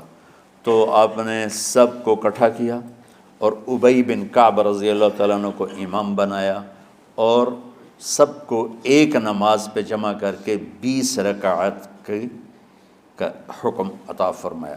تو حضرت عمر کا یہ عمل اس حدیث کو مضبوط کر دیتا ہے کہ چونکہ میرے نبی نے کہا علیکم بسنتی و سنت الخلفاء الراشدین من بعدی، کہ میری اور میرے خلفاء راشدین کی سنت پر مضبوطی سے عمل کرنا۔ تو حضرت عمر کا جو 20 رکعت طے کرنا ہے، اگر ان کا اپنا اجتہاد ہے تو بھی ہمارے لیے عمل کے لیے کافی ہے، اور اگر ان کو یہ یاد ہے کہ میرے نبی نے 20 پڑھی تھیں تو اور زیادہ اچھی بات ہے۔ لیکن بہرحال جو 8 پڑھتا ہے ہمارا اس پہ بھی کوئی اعتراض نہیں، چونکہ وہ بھی حدیث کے ساتھ بات کرتا ہے، اور باقی پوری امت 20 پڑھتی ہے ان پر بھی اعتراض نہیں۔ میں ایک جگہ سے گزر رہا تھا، نماز کا وقت ہو گیا، اہل حدیث کی مسجد تھی، میں وہاں نماز پڑھنے چلا گیا تو ایک بہت بڑا اشتہار لکھا ہوا تھا 20 تراویح ثابت کرنے والے کو 5 لاکھ روپے انعام۔ کہ کس قدر بے وقوفی ہے اور کس قدر احمقانہ یہ امت کی باتیں ہیں کہ 20 تراویح سینکڑوں سال سے امت کا عمل 20 تراویح آ رہا ہے۔ تراویح کا نام جو پڑھا مجھے یوں لگتا ہے کہ اہل مکہ، یعنی اہل مکہ جو تھے نا، وہ 4 تراویح پڑھ کے ایک طواف کرتے تھے، تو وہ آرام کے لیے ہوتا، ترویحہ آرام، تھوڑی دیر کا آرام، تو 4 تراویح کے بعد ایک طواف کرتے تھے۔ وہ چھوٹا سا طواف 10 منٹ میں ختم ہو جاتا تھا، اور پھر 4 تراویح پڑھتے تھے، پھر طواف کرتے تھے، پھر 4 پڑھتے تھے، پھر طواف کرتے تھے۔ یہ صحابہ کے تھوڑے بعد کے دور کی بات۔ تو مدینے والوں کو پتہ چلا کہ مکے والے تو یہ کرتے ہیں، وہ کہنے لگے اساں کی کریے؟ انہوں نے کہا اسی 40 تراویح پڑھیں گے، 40 رکعت۔ وہ 40 رکعت پڑھتے تھے۔ تو نوافل میں کوئی سختی نہیں کہ بھائی 8 سے زیادہ نہیں پڑھنی، بدعت ہو جائے گی، اور 20 پڑھنا بدعت ہے، یہ سب جہالت کی بات ہے۔ یہ 8 پڑھ رہے ہیں یہ غلط ہے، یہ بھی حماقت کی بات ہے۔ جو صحیح حدیث سے دلیل پکڑ کے کوئی عمل کرتا ہو تو بھائیو اس سے بحث نہ کیا کرو، مناظرہ نہ کیا کرو، یہ بہت نادانی والی بات۔ اور امت کا خلق لاکھوں کروڑوں انسانوں کا ایک عمل پہ جمع ہونا، یہ بذات خود اس کی طاقت کی ایک دلیل۔ اور حرمین جب سے میرے رب نے حضرت عمر نے 20 رکعت شروع کی، آج تک وہاں بھی ساری مساجد میں 8 رکعت تراویح ہوتی ہے، لیکن حرمین کی مسجد میں 20 رکعت، ادھر بھی ادھر بھی۔ اور یہ جو وہ وہاں ختم قرآن پہ دعا نہیں مانگی جاتی، یہ کس کا عمل ہے؟ حضرت عثمان کا۔ حضرت عثمان نے اپنے دور خلافت میں تراویح پڑھانے والے سے کہا جب قرآن ختم کرو تو دعا کرنا۔ وہ کہنے لگے جی کیا دعا کروں؟ کہ جو تیرے دل میں آیا کرنا۔ تو ختم قرآن کی رات تراویح کی آخری رکعت میں من الجنت والناس کے بعد دعا کے لیے ہاتھ اٹھانا، یہ حضرت عثمان رضی اللہ تعالیٰ عنہ نے اس کو زندہ فرمایا۔ اور امام دعا کرتا تھا 1 منٹ 10 منٹ 20 منٹ جتنے بھی، اور پیچھے لوگ آمین کہتے تھے۔ وطر کی جماعت نہیں ہوتی تھی، وطر کو باجماعت حضرت مولا علی رضی اللہ تعالیٰ عنہ نے شروع کی کہ وطر کو بھی باجماعت پڑھا جائے۔ تو یہ ان کی سنت ہے کہ وطر کو باجماعت پڑھا گیا۔ تو اب یہ لہٰذا یہ سارے سنت جو کام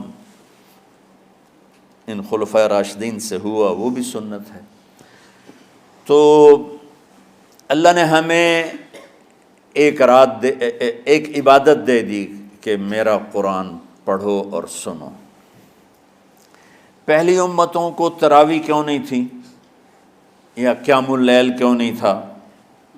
کہ ان کو اپنی کتاب یاد ہی نہیں ہوتی تھی، وہ اپنی کتاب کے حافظ نہیں ہوتے تھے، وہ اپنی کتاب یاد ہی نہیں کر سکتے تھے، صرف نبی کو یاد ہوتی تھی۔ اللہ نے ہمارے لیے کتنا آسان کر دیا کہ 7 سال کے یہ چھوٹے چھوٹے بچے قرآن یاد کر رہے ہیں، 70 سال کا بوڑھا قرآن یاد کر رہا ہے۔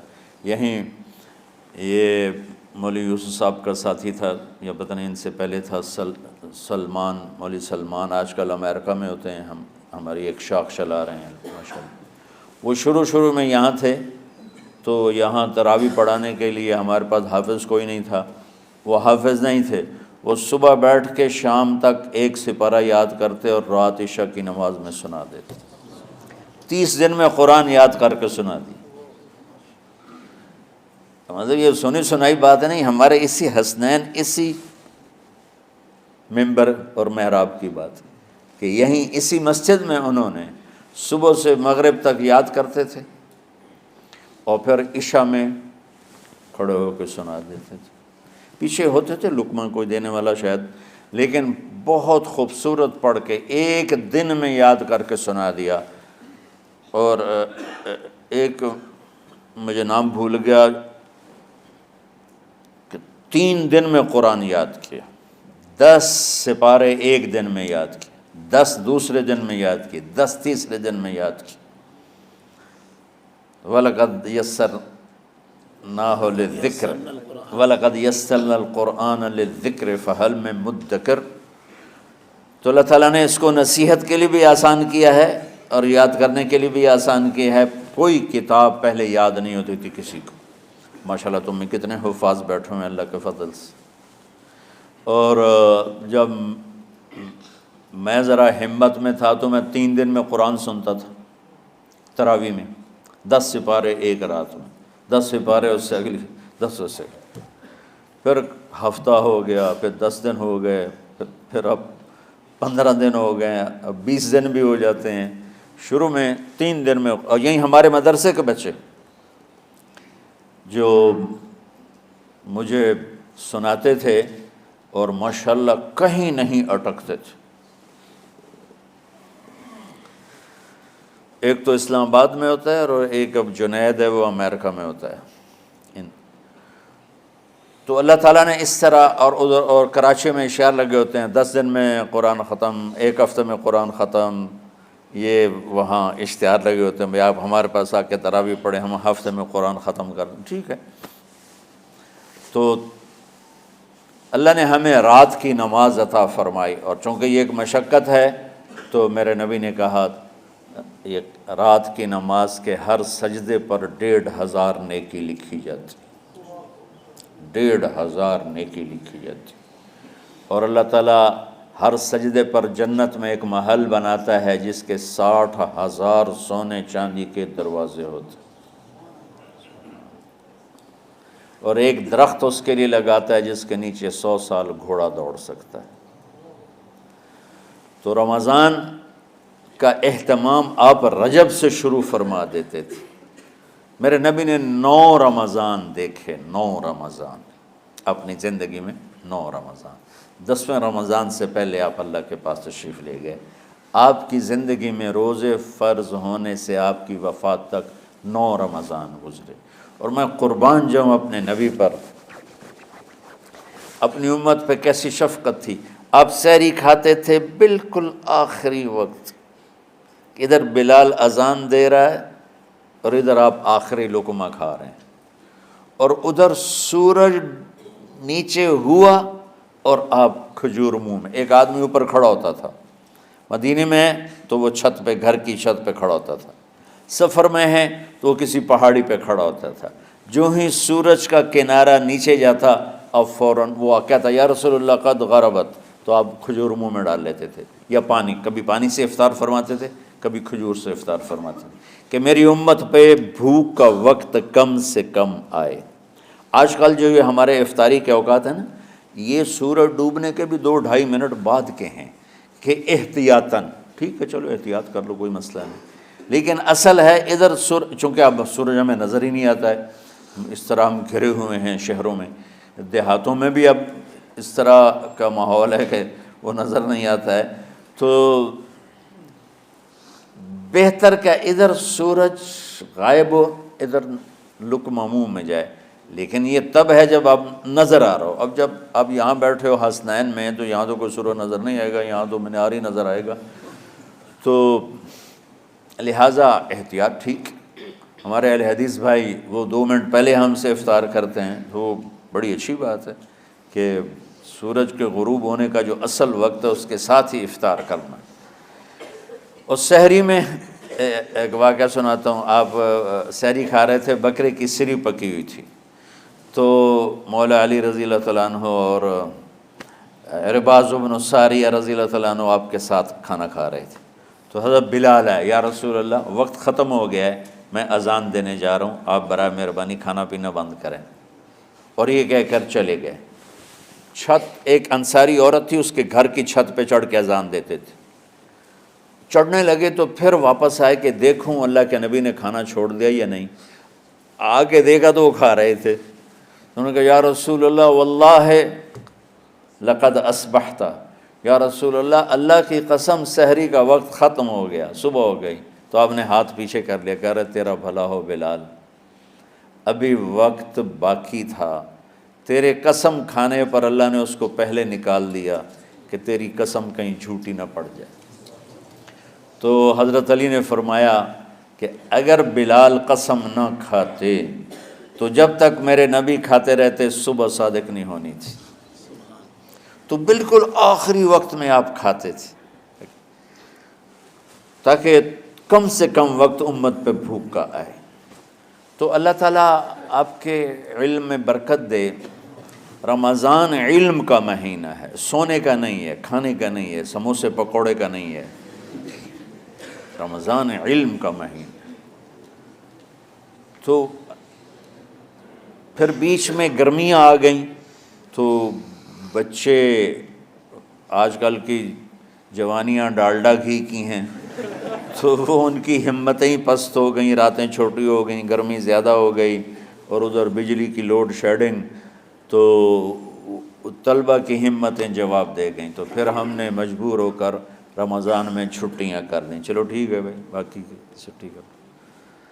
تو اب جب دوبارہ تھوڑا سا موسم ٹھنڈک کی طرف گیا اور رات کچھ تھوڑی لمبی ہونے لگی تو ہیں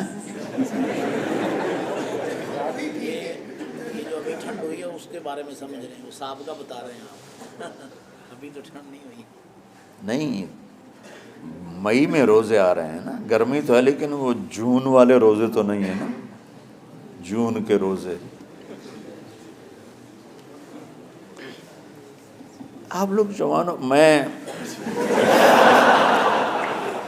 میرے جیسا کوئی آدمی کرے عذر بہانہ تو ٹھیک ہے۔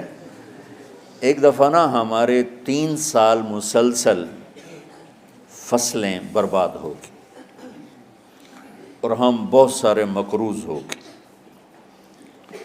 اور تقریباً 99% ذمہ داروں کے پاس پیسہ جمع نہیں ہوتا، تازہ ہی لگتا ہے، آتا جاتا ہے۔ جو بالکل بخیل ہوتے ہیں اور مہاشوم ہوتے ہیں وہ کوئی پیسے بچا لیں تو الگ بات ہے۔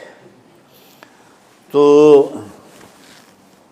خطرہ یہ ہوا کہ اب اگر فصل اچھی نہ ہوئی تو زمین بیچنی پڑے گی قرضہ اتارنے کے لیے۔ تو میں نا رائمنڈ سے بیمار ہو کے 4 مہینے کی چھٹی پر گھر آیا ہوا تھا۔ پہلی دفعہ مجھے 4 مہینے کی چھٹی ملی، یہ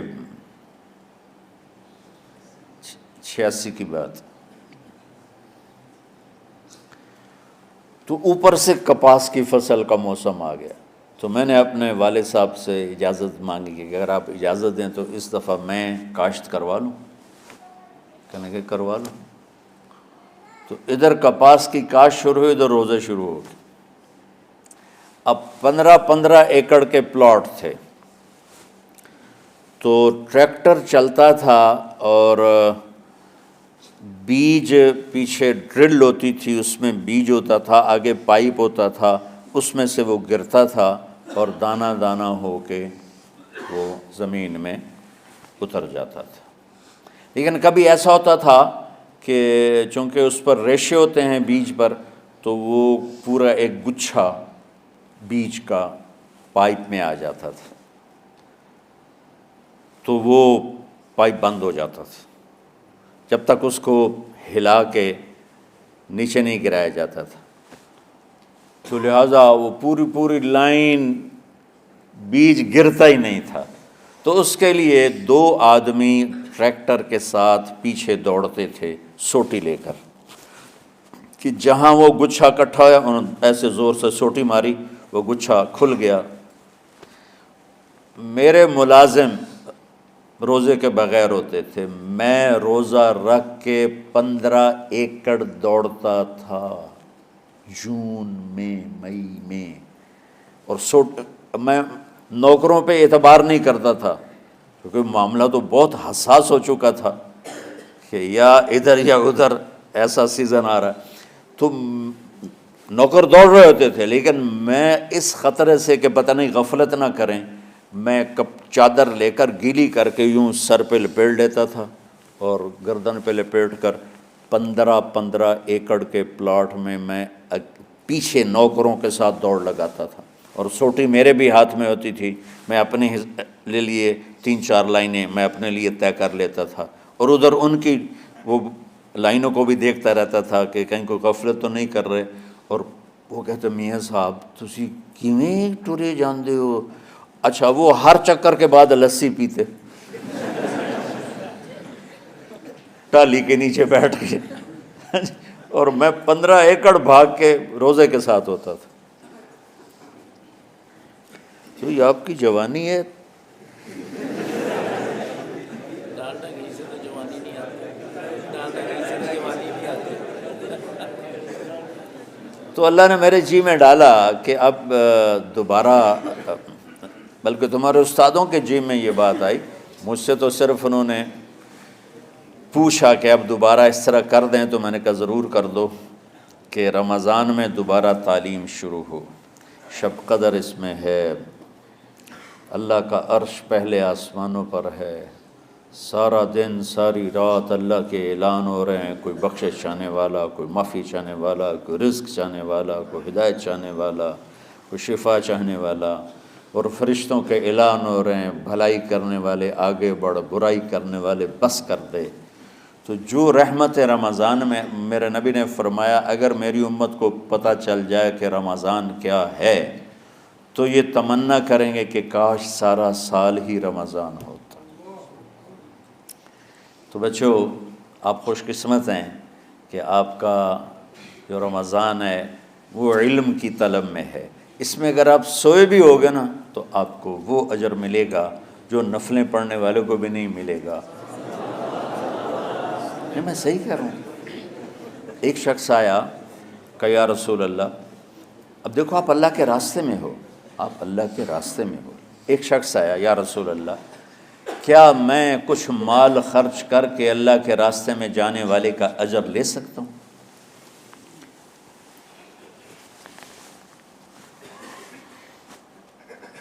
من خرج فی طلب العلم فہو فی سبیل اللہ. آپ نے فرمایا کتنے تیرے پاس؟ کہنے لگا جی 6000. اس دور میں 6000 بہت بڑی دولت تھی. تو آپ نے اسے فرمایا کہ تو 6000 تو کچھ کہہ رہا ہے اور میں یہ کہہ رہا ہوں تو سارے بھی خرچ کر دے تو جو اللہ کے راستے میں سویا ہوا ہے اس کی نیند کے اجر کو بھی نہیں پا سکتے. تو آپ سب اللہ کے راستے میں، آپ طلب علم میں، میرے رب کی قسم آپ سوئے بھی ہوگے تو آپ کو وہ اجر مل رہا ہوگا جو مجھے گھر میں نفل پڑھنے پر بھی نہیں مل رہا ہوگا. تو تھوڑی مشقت تو بڑھ جاتی ہے. سبق رات کو ہوتے ہیں اور پھر سحری کر کے اور فجر کی نماز کے بعد آرام ہوتا ہے، تھوڑی روٹین تبدیل ہوتی ہے، لیکن یہ دنیا مشقت کی اٹھانے کی جگہ ہے. بس رمضان کی سب سے بڑی تیاری کیا ہے کہ اپنے دلوں کو صاف کر لو پہلے سے.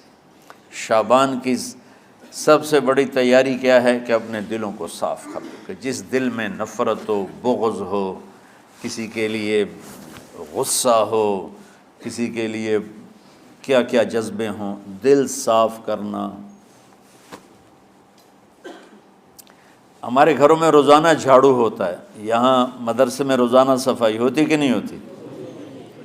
چونکہ دنیا کی اصل گندگی ہے تو جھاڑو ہاتھ سے نہیں چھوٹ سکتا. حرم شریف میں دیکھا کیسے چاروں طرف خدام پھر رہے ہوتے ہیں برش لے کر. یہ تمہارے مولوی شاہد صاحب بھی ایک دفعہ وہاں خدام حجاج میں گئے تھے، میں نے ان کے ہاتھ میں برش دیکھا وہی.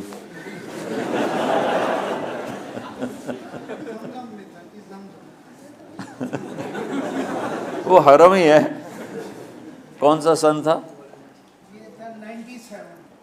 97. تو دل پہ غبار ایسے آتا ہے جیسے صحن میں غبار آتا ہے. دل پہ گندگی ایسے آتی ہے جیسے صحن میں آتی ہے. تو ہم نے نظام بنایا ہوا ہے، لوگ مقرر ہیں وہ روزانہ جھاڑو دیتے ہیں. تمہارا دل ایک آنگن ہے، ایک صحن ہے، اس میں بغض، نفرت، حسد، پتہ نہیں کیا کیا گندگیاں آئیں گی اور آتی رہیں گی. بچوں ایک کام کرو، جھاڑو پکڑ لو، صاف کرو. یا اللہ معاملہ تجھ سے کرنا ہے، لوگوں سے نہیں. کسی نے برا کہا، کسی نے غیبت کی، کسی نے گالی دی، کسی نے دھکا دیا، کسی نے حق مارا، کسی نے کچھ کیا. یا اللہ تیرے سپرد میں نے اپنے دل کو سب سے صاف کیا. میں نے اپنے دل کو سب سے صاف کیا۔ یہ اتنی بڑی عبادت ہے کہ بڑے بڑے نفلوں والے، تہجد والے، حج عمرے روزے والے تمہیں نہیں پکڑ سکیں گے، چونکہ اس کا کرنے والا دنیا میں کوئی نہیں۔ نفل پڑھنے والے تو بے شمار ہیں، عمرے کرنے والے بے شمار ہیں، علماء بے شمار ہیں، حاجی بے شمار ہیں، سخاوت کرنے والے بے شمار ہیں، لیکن اس ٹکڑے کو صاف کرنے والا لاکھوں میں ایک بھی نہیں ہے۔ مشکل کام ہے، آپ یہ سیکھ لیں، صاف کرو، صاف کرو، صاف کرو۔ یہ رمضان کی سب سے بڑی تیاری اور علم کو حاصل کرنے کی سب سے بڑی چابی ہے کہ اپنے دل کو کھلا کر لو۔ کوئی چیز خالی ہوگی تو کچھ آئے گا۔ جس دل میں بغض بھرا ہو، نفرت بھری ہو، حسد بھرا ہو، کینہ بھرا ہو، اس میں خاک آئے گا، اس میں تو علم کی ایک کرن بھی نہیں آئے گی۔ اس زبان سے چاہے جتنے مرضی موتی بکھیرے، دل اس کا اندھا ہوگا۔ لا تعمى الابصار ولكن تعمى القلوب التي في الصدور۔ یہ آنکھوں سے اندھے نہیں، دل سے اندھے ہیں۔ تو بچوں، اپنے دل کو صاف کرنا سیکھو۔ وہ کتنی مشہور حدیث ہے، آپ نے کہا اس دروازے سے ایک جنتی آ رہا ہے، تو ایک انصاری صحابی داخل ہوئے، جوتا ہاتھ میں، داڑھی میں وضو کا پانی۔ اگلے دن اس دروازے سے ایک جنتی آ رہا ہے، تو ایک صحابی آئے، ہاتھ میں جوتا، داڑھی میں وضو کا پانی۔ وہی صحابی اگلے دن اس دروازے سے ایک جنتی آ رہا ہے، تو وہی صحابی 3 دن جنت کی بشارت لی انہوں نے۔ اس صحابہ کی جماعت میں ایک شخص ہیں جن کا نام ہے عبداللہ بن عمرو بن عاص۔ ان سے بڑا عبادت گزار صحابہ میں کوئی نہیں تھا، نہ سابقین میں نہ متاخرین میں، نہ پہلوں میں نہ بعد والوں میں۔ ان کی عبادت کیا تھی؟ ساری رات جاگنا، سارے دن کا روزہ، اور ایک ختم قرآن صبح سے شام تک۔ اتنی اللہ نے طاقت دی تھی۔ پھر وہ غلو والی بات آ گئی، ایکسٹریم ہونے والی بات آ گئی۔ ان کی شادی والی رات حجلہ عروسی میں داخل ہو رہے ہیں، دلہن کے کمرے میں داخل ہو رہے ہیں، اور مصلی بچھا کے اللہ اکبر، اور دے نفل تے نفل، دے نفل تے نفل۔ تو ان کی بیگم نے دیکھا تو وہ بھی خیر کا زمانہ تھا، انہوں نے بھی وضو کیا اور پیچھے مصلی بچھا کے وہ بھی فجر تک نفل پڑھتے رہے۔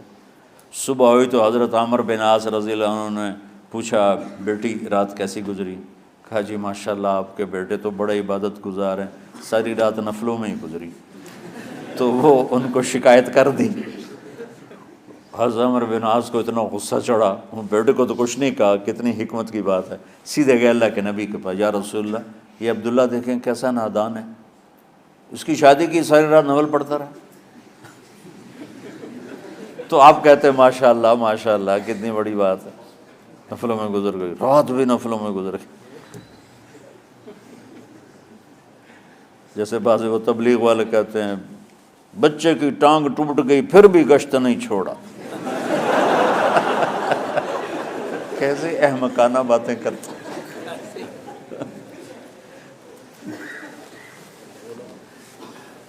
تو آپ نے حضرت عبداللہ بن عمرو کو بلا کے ڈانٹا کہ تو نے مہینے میں 3 دن روزے رکھنے ہیں، بس اس سے زیادہ نہیں رکھنے، اور ہفتے میں 1 قرآن ختم کرنا ہے۔ کہا یا رسول اللہ میرے اندر طاقت زیادہ ہے۔ پھر اچھا 15 دن روزے رکھنے، کہ نہیں میرے اندر طاقت زیادہ ہے۔ آپ اس کو تھوڑا تھوڑا کر کے گھٹاتے رہے، اور وہ ہر دفعہ نہیں یا رسول اللہ میرے اندر طاقت زیادہ ہے۔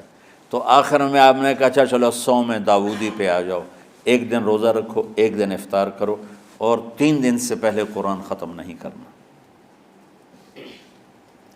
تو آپ نے اس کو پیچھے کیا۔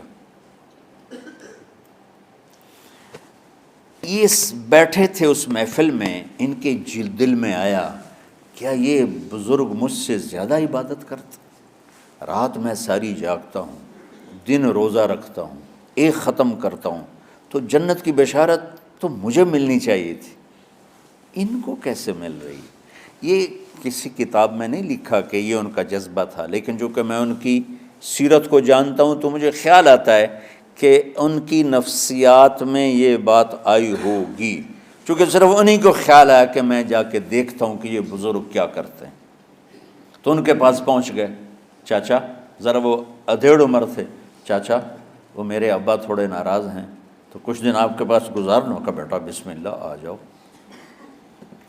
اب رات ہوتے ہی عشاء کی نماز پڑھ کے انہوں نے جلدی سے چادر اوپر لی اور یوں سراغ کر کے ان چاچا کو دیکھنے لگے ایسے کر کہ اب یہ کیا ساری رات سجدہ کرے گا اور ساری رات روتے روتے روتے روتے مصلی گیلا ہو جائے گا، یا ساری رات رکوع کرے گا، ساری رات قیام کرے گا، ساری رات قرآن پڑھے گا، اس تصور سے یوں دیکھ رہے۔ اور وہ بزرگ صحابی تشریف لائے، سرانے پہ سر رکھا، اللہم بسمک اموت و احیا، ہو گئے۔ اب یہ دیکھ رہے ہیں ابھی اٹھیں گے، ابھی اٹھیں گے، ابھی اٹھیں گے، اٹھے نا، فجر کی اذان پہ اٹھے۔ اب یہ تو حیران پریشان ہو گئے کہ یہ کیا ہو؟ اس زمانے میں تو منافق تہجد نہیں چھوڑتے تھے ڈر کے مارے کہ پتہ نہ چل جائے ہمارے کفر کا، تو یہ چاچا جنت بھی لے گیا تو ستا بھی پیا کہ چلو کل دیکھوں گا۔ اگلی رات پھر چادر سر پہ کر کے اور یوں سوراخ کر کے لیٹے ہوئے اور دیکھ رہے۔ چاچا پھر تشریف لائے اور سرانے پہ سر رکھا، اللہم بسمک اموت و احیا، ہو گئے۔ فجر کی اذان پہ اٹھے، یہ اور پریشان ہو گئے کہ میرا نبی کا فرمان تو سچا ہے، اس میں تو شک بھی کفر ہے، لیکن عمل کیا ہے جس پر اس کو جنت کی بشارت ملی؟ 2 رکعت نفل بھی نہیں۔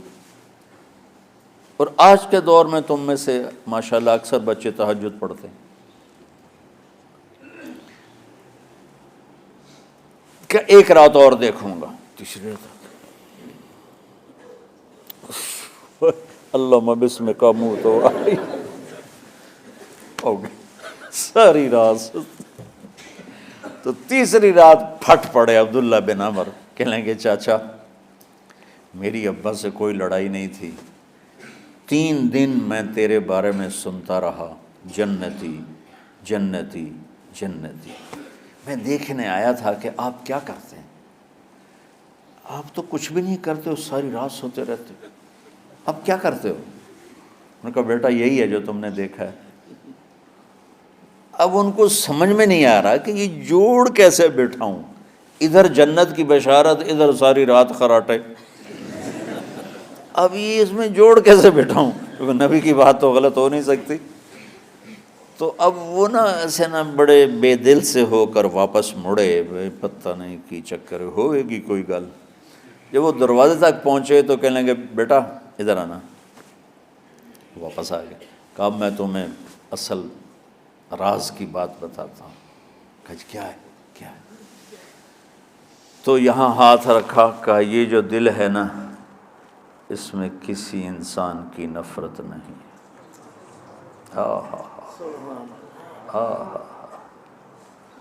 اور جب اللہ کسی کو رزق دیتا ہے، عزت دیتا ہے، مجھے کبھی حسد نہیں ہوا، مجھے خوشی ہوتی۔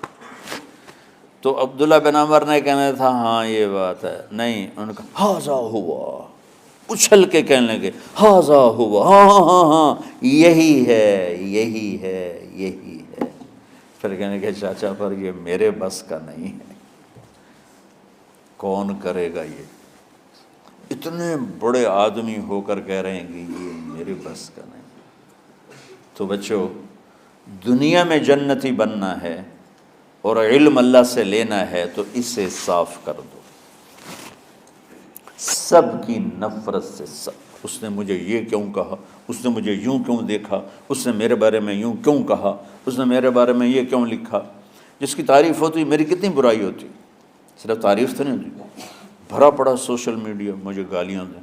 اللہ کے فضل سے میرے دل میں ایک ذرے کے برابر کبھی کوئی منفی جذبہ نہیں آیا، آئے تو میں دھو کے صاف کر دیتا ہوں، یا اللہ میں نے اپنے دل کو صاف کیا، میرا معاملہ تیرے ساتھ ہے، کسی کے ساتھ نہیں۔ یہی آپ رمضان کی سب سے بڑی تیاری، علم کے حاصل کرنے کا سب سے بڑا ہتھیار آپ کو یہ نہیں ہے کہ تمہیں کتابیں یاد ہو جائیں، تمہیں اشعار یاد ہو جائیں، میں کتابوں کا حافظ تھا جب میں پڑھتا تھا، اور دیوانوں کا حافظ تھا اشعار کا، اب تو کچھ بھی نہیں یاد رہا، چونکہ وہ پڑھائی والے راستے پر چلا نا، اللہ نے تبلیغ میں چلایا، پھر بیماریاں آ گئیں، مصروفیتیں آ گئیں، تو وہ مطالعہ ہی ختم ہو کے رہ گیا۔ وہ پچھلی پینشن پر ہی گزارا ہو رہا ہے۔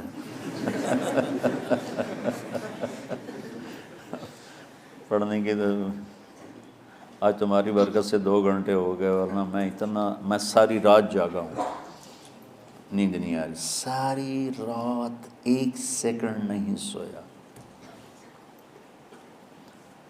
فجر پڑھنے کے بعد ہلکا سا ناشتہ کر کے لیٹا تو بھی 6:30 بجے کے بعد کہیں مجھے نیند آئی، 10 بجے میں پھر اٹھ گیا کہ مجھے آپ کے پاس آنا تھا، تو میرے بدن کا جوڑ دکھ رہا تھا، میرا خیال تھا 1 گھنٹہ بات کر کے فارغ ہو جاؤں گا، لیکن 2 گھنٹے اللہ نے آپ کی روحانیت متوجہ ہوتی رہی، اس کی طفیل اللہ نے بات کہلوا دی۔ تو ساری امت سے کہتا ہوں رمضان کا استقبال کرو، دلوں کو صاف کر کے، نفرتوں کو مٹا کے، مذہبی نفرت، دنیاوی نفرت، رشتوں کی نفرت، بول چال کی نفرت، سیاست کی نفرت، لین دین کی نفرت، ان سب سے اپنے دل کو صاف کرو تاکہ رمضان میں اللہ نے علم اتارا، اللہ تعالیٰ آپ کو علم عطا فرمائے، اور باقی لوگ جو عام دنیا میں زندگی گزار رہے ہیں ان کے دلوں میں اللہ رمضان کا نور اتارے اور ہدایت کا نور اتارے، یہ سب سے بڑی تیاری ہے اس کی۔ اور آپ میں جو حفاظ ہیں وہ ترتیب بناؤ، آپ کے اعزازہ بنائیں گے، آپ الگ الگ اپنا یہاں ٹولیوں میں بٹ کے، جیسے ماشاءاللہ پہلے ہوتا تھا، اپنا قرآن سناؤ، 10 دن میں سناؤ، ہفتہ میں سناؤ، 20 دن میں سناؤ، 3 دن میں سناؤ، تمہاری مرضی ہے، لیکن یہاں فضا بنے، چاروں طرف قرآن پڑھا جا رہا ہو۔ پہلے ہر کمرے میں ماشاءاللہ قرآن، میں تو خود آیا کرتا تھا رات کو، تو ہر کمرے سے قرآن کی آواز آ رہی ہوتی، پھر اوپر جاتا تو چھت پر کتنی ماشاءاللہ چھوٹی چھوٹی جماعتیں بنی ہوتی تھی، ہر طرف سے قرآن گونج رہا ہوتا تھا، تو ایسے صرف دیکھ کر ہی ایمان تازہ ہو جاتا تھا۔ تو جو اب میں حفاظ ہیں وہ غافل نہ ہونا کہ نو جی میرے تو اب یاد نہیں ہے،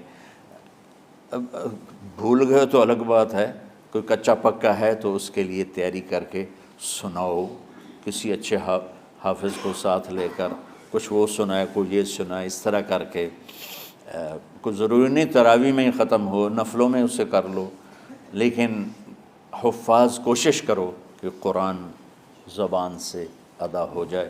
رمضان میں جو قرآن سناتا رہتا ہے اسے ساری زندگی قرآن یاد رہتا ہے، اور کسی سے گلہ ہے، غصہ ہے، ناراضگی ہے، کسی سے بولتے نہیں ہو، ابھی سے شعبان آ چکا ہے، آپ شعبان سے رمضان کی تیاری شروع فرما دیتے تھے، تو اس کی تیاری کیا ہے؟ وہ دلوں کو صاف کرو، معاف کرو، معافی مانگو، تمہارا قصور نہیں پھر بھی معافی مانگ لو، دلوں کو صاف کرو، اور اللہ سے سخاوت مانگو کہ اللہ کو سخی بھی پسند ہے اور صاف دل والا بھی پسند ہے۔ تو انشاءاللہ اگر اس طرح آپ کی تعلیمی سرگرمیاں بھی رہیں اور رمضان کا روزہ بھی ہوا اور دل صاف بھی ہوا، تو انشاءاللہ اللہ آپ کے دل کو ایمان اور علم کے نور سے بھر دے گا۔ سارے بچے اس کی نیت کرتے ہو نا؟ اللہم لک الحمد کما انت اہلہ فصل علی محمد کما انت اہلہ وفعل بنا ما انت اہلہ انک اہل التقوی و اہل المغفرہ۔ ربنا آتنا فی الدنیا حسنہ وفی الآخرۃ حسنہ وقنا عذاب النار۔ ربنا اصرف عنا عذاب جہنم ان عذابها کان غراما۔ ربنا ما خلقت هذا باطلا سبحانك فقنا عذاب النار، فقنا عذاب النار۔ اللهم انا نعوذ بك من سخطك والنار ومن آخر من شكله ازواج۔ اللهم اجعل لنا لسان صدق في الآخرين وجعلنا من ورثة جنة النعيم۔ اللهم انا نسألك الجنة وما قرب إليها من قول أو عمل، ونعوذ بك من النار وما قرب إليها من قول أو عمل۔ اللهم انا نسألك علما نافعا ورزقا واسعا وشفاء من كل داء۔ اللهم نور قلوبنا بالإسلام ونور قلوبنا بالإيمان ونور قلوبنا بالقرآن ونور قلوبنا بنورك وبنور حبيبك ووفقنا لما تحب وترضى من النية والقول والفعل والعمل والهدى إنك على كل شيء قدير اللهم آت قلوبنا تقواها وزكها أنت خير من زكاها أنت وليها ومولاها۔ اے زمین آسمان کے شہنشاہ، اے وہ ذات جسے زوال نہیں، جو ہر ضعف سے پاک ہے، ہر کمی سے پاک ہے، ہر عیب سے پاک ہے۔ ہم تیرے ضعیف بندے، کمزور بندے، عیب دار بندے، گناہوں میں ڈوبے ہوئے بندے اور مختلف عوارض کا شکار تیرے بندے تیری بارگاہ میں جھولی پھیلاتے ہیں، ہاتھ پھیلاتے ہیں۔ تو واحد شہنشاہ ہے جس سے مانگو تو خوش ہوتا ہے، نہ مانگو تو ناراض ہوتا ہے۔ دنیا کے جتنے بادشاہ آئے یا ہیں یا آئیں گے، ان سے مانگا جائے تو وہ ناراض ہوتے ہیں، نہ مانگا جائے تو وہ خوش ہوتے ہیں۔ تو عجب شہنشاہ ہے میرے مولا، میں تیرے قربان جاؤں میرے مولا، مرا رواں رواں تجھ پر تیرے حبیب پر قربان میرے مولا، کہ تو وہ بادشاہ ہے کہ تجھ سے نہ مانگا جائے تو تو ناراض ہو جاتا ہے، تجھ سے مانگا جائے تو تو خوش ہوتا ہے۔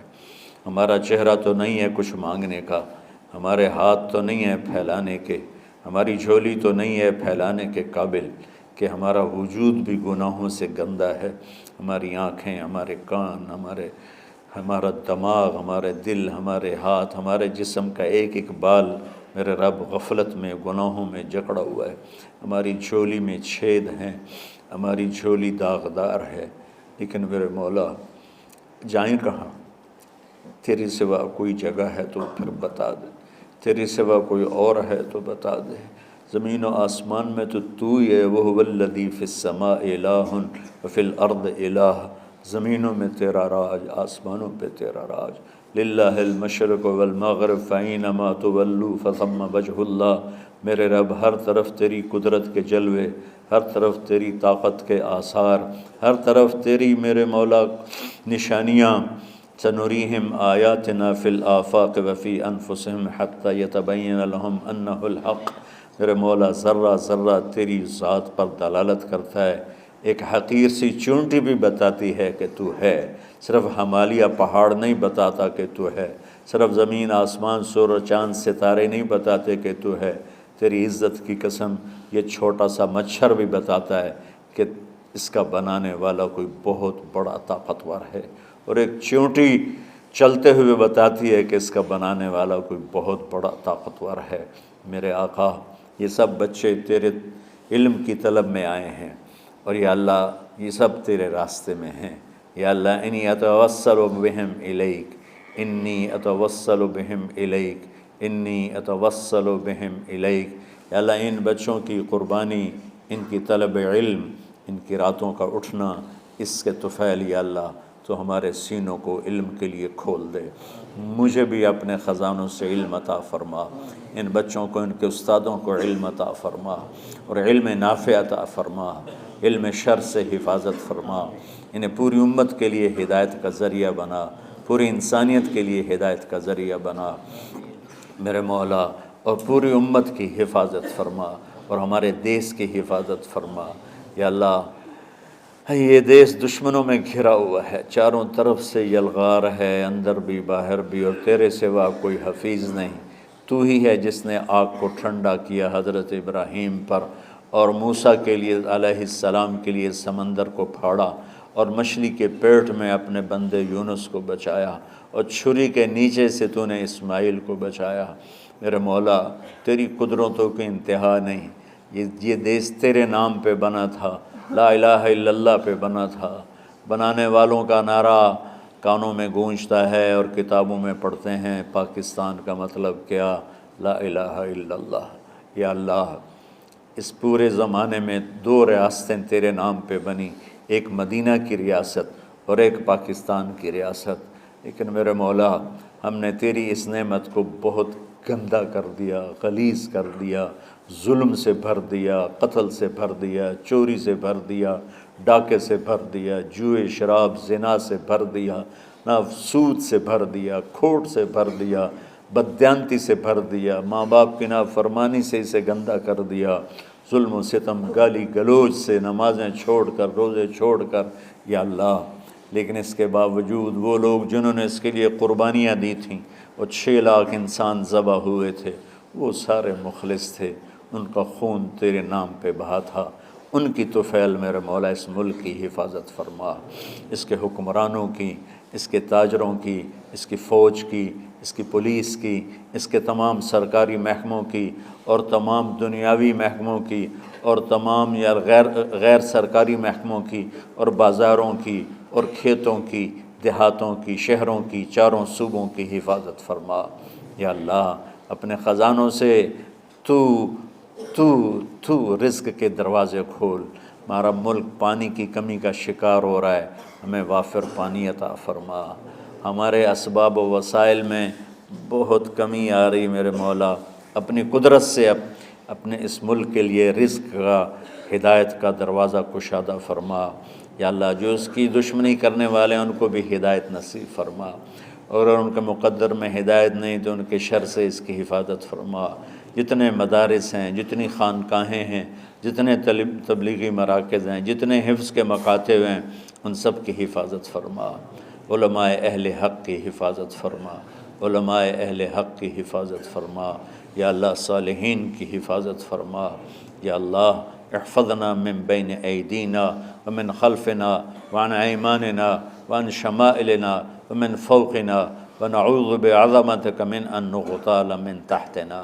اللهم انا نعوذ بك من الاغتيال، اللهم انا نعوذ بك من ان نغتال من تحتنا۔ اللهم احفظنا من كل بلاء، اللهم احفظنا من كل شر ومن كل بلاء وعافنا من كل شر ومن كل بلاء۔ یا اللہ تو پوری امت پہ کرم فرما، رحم فرما۔ یا اللہ پوری امت کا کہ خون کی، عزت کی، جان کی، مال کی، بچوں کی، بچیوں کی، عزتوں کی حفاظت فرما۔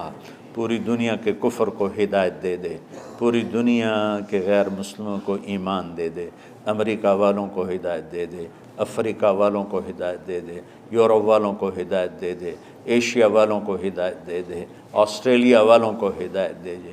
جو تجھے نہیں پہچانتے انہیں اپنی پہچان کرا دے، ہمیں تو ذریعہ بنا لے ان تک اپنا پیغام پہنچانے کا اور تیرا تعارف کروانے کا۔ تو ہماری زندگی اس کے لیے قبول فرما لے، ان بچوں کو قبول فرما لے، انہیں ہدایت کے چراغ بنا، ہدایت کے سورج بنا، ان کو، ان کے والدین کو دنیا اور آخرت کی ہر خیر نصیب فرما۔ ان پڑھانے والوں کو، اس میں کام کرنے والوں کو، دنیا اور تمام شاخوں میں پڑھنے والے، پڑھانے والے، خدمت کرنے والے، کام کرنے والے، ان کے بچوں کی حفاظت فرما، ان کی دنیا بھی بھلی فرما، ان کی آخرت بھی بھلی فرما۔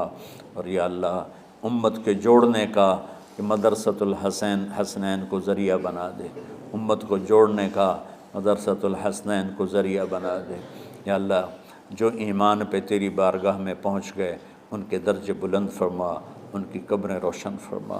ہم جو پیچھے آ رہے ہیں میں عافیت والی، صحت والی، سہولت والی زندگی دے اور ایمان والی موت عطا فرما۔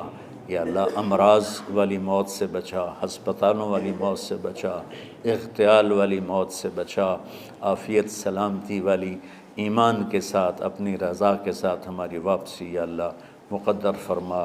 یا اللہ جو بیمار ہیں، جو بچے بیمار ہیں، جو اساتذہ بیمار ہیں، یا اللہ میں بھی تیرا حقیر فقیر بندہ بیماری میں چل رہا ہوں، ہم سب کو صحت شفا کامل نصیب فرما، صحت شفا کامل نصیب فرما۔ یا اللہ صحت شفا کامل نصیب فرما۔ یہ جو نکاح ہوا ہے ان میں بھی یا اللہ جان بین میں برکت نصیب فرما اور محبت نصیب فرما۔ یا اللہ ہم سب سے راضی ہو جا۔ توفنا مسلمین والحقنا بالصالحین غیر خزایا ولا مفتونین انک علی کل شیء قدیر۔ ربنا آتنا فی الدنیا حسنہ وفی الآخرۃ حسنہ وقنا عذاب النار۔ وصلی اللہ تعالی علی النبی الکریم۔ آمین برحمتک یا ارحم۔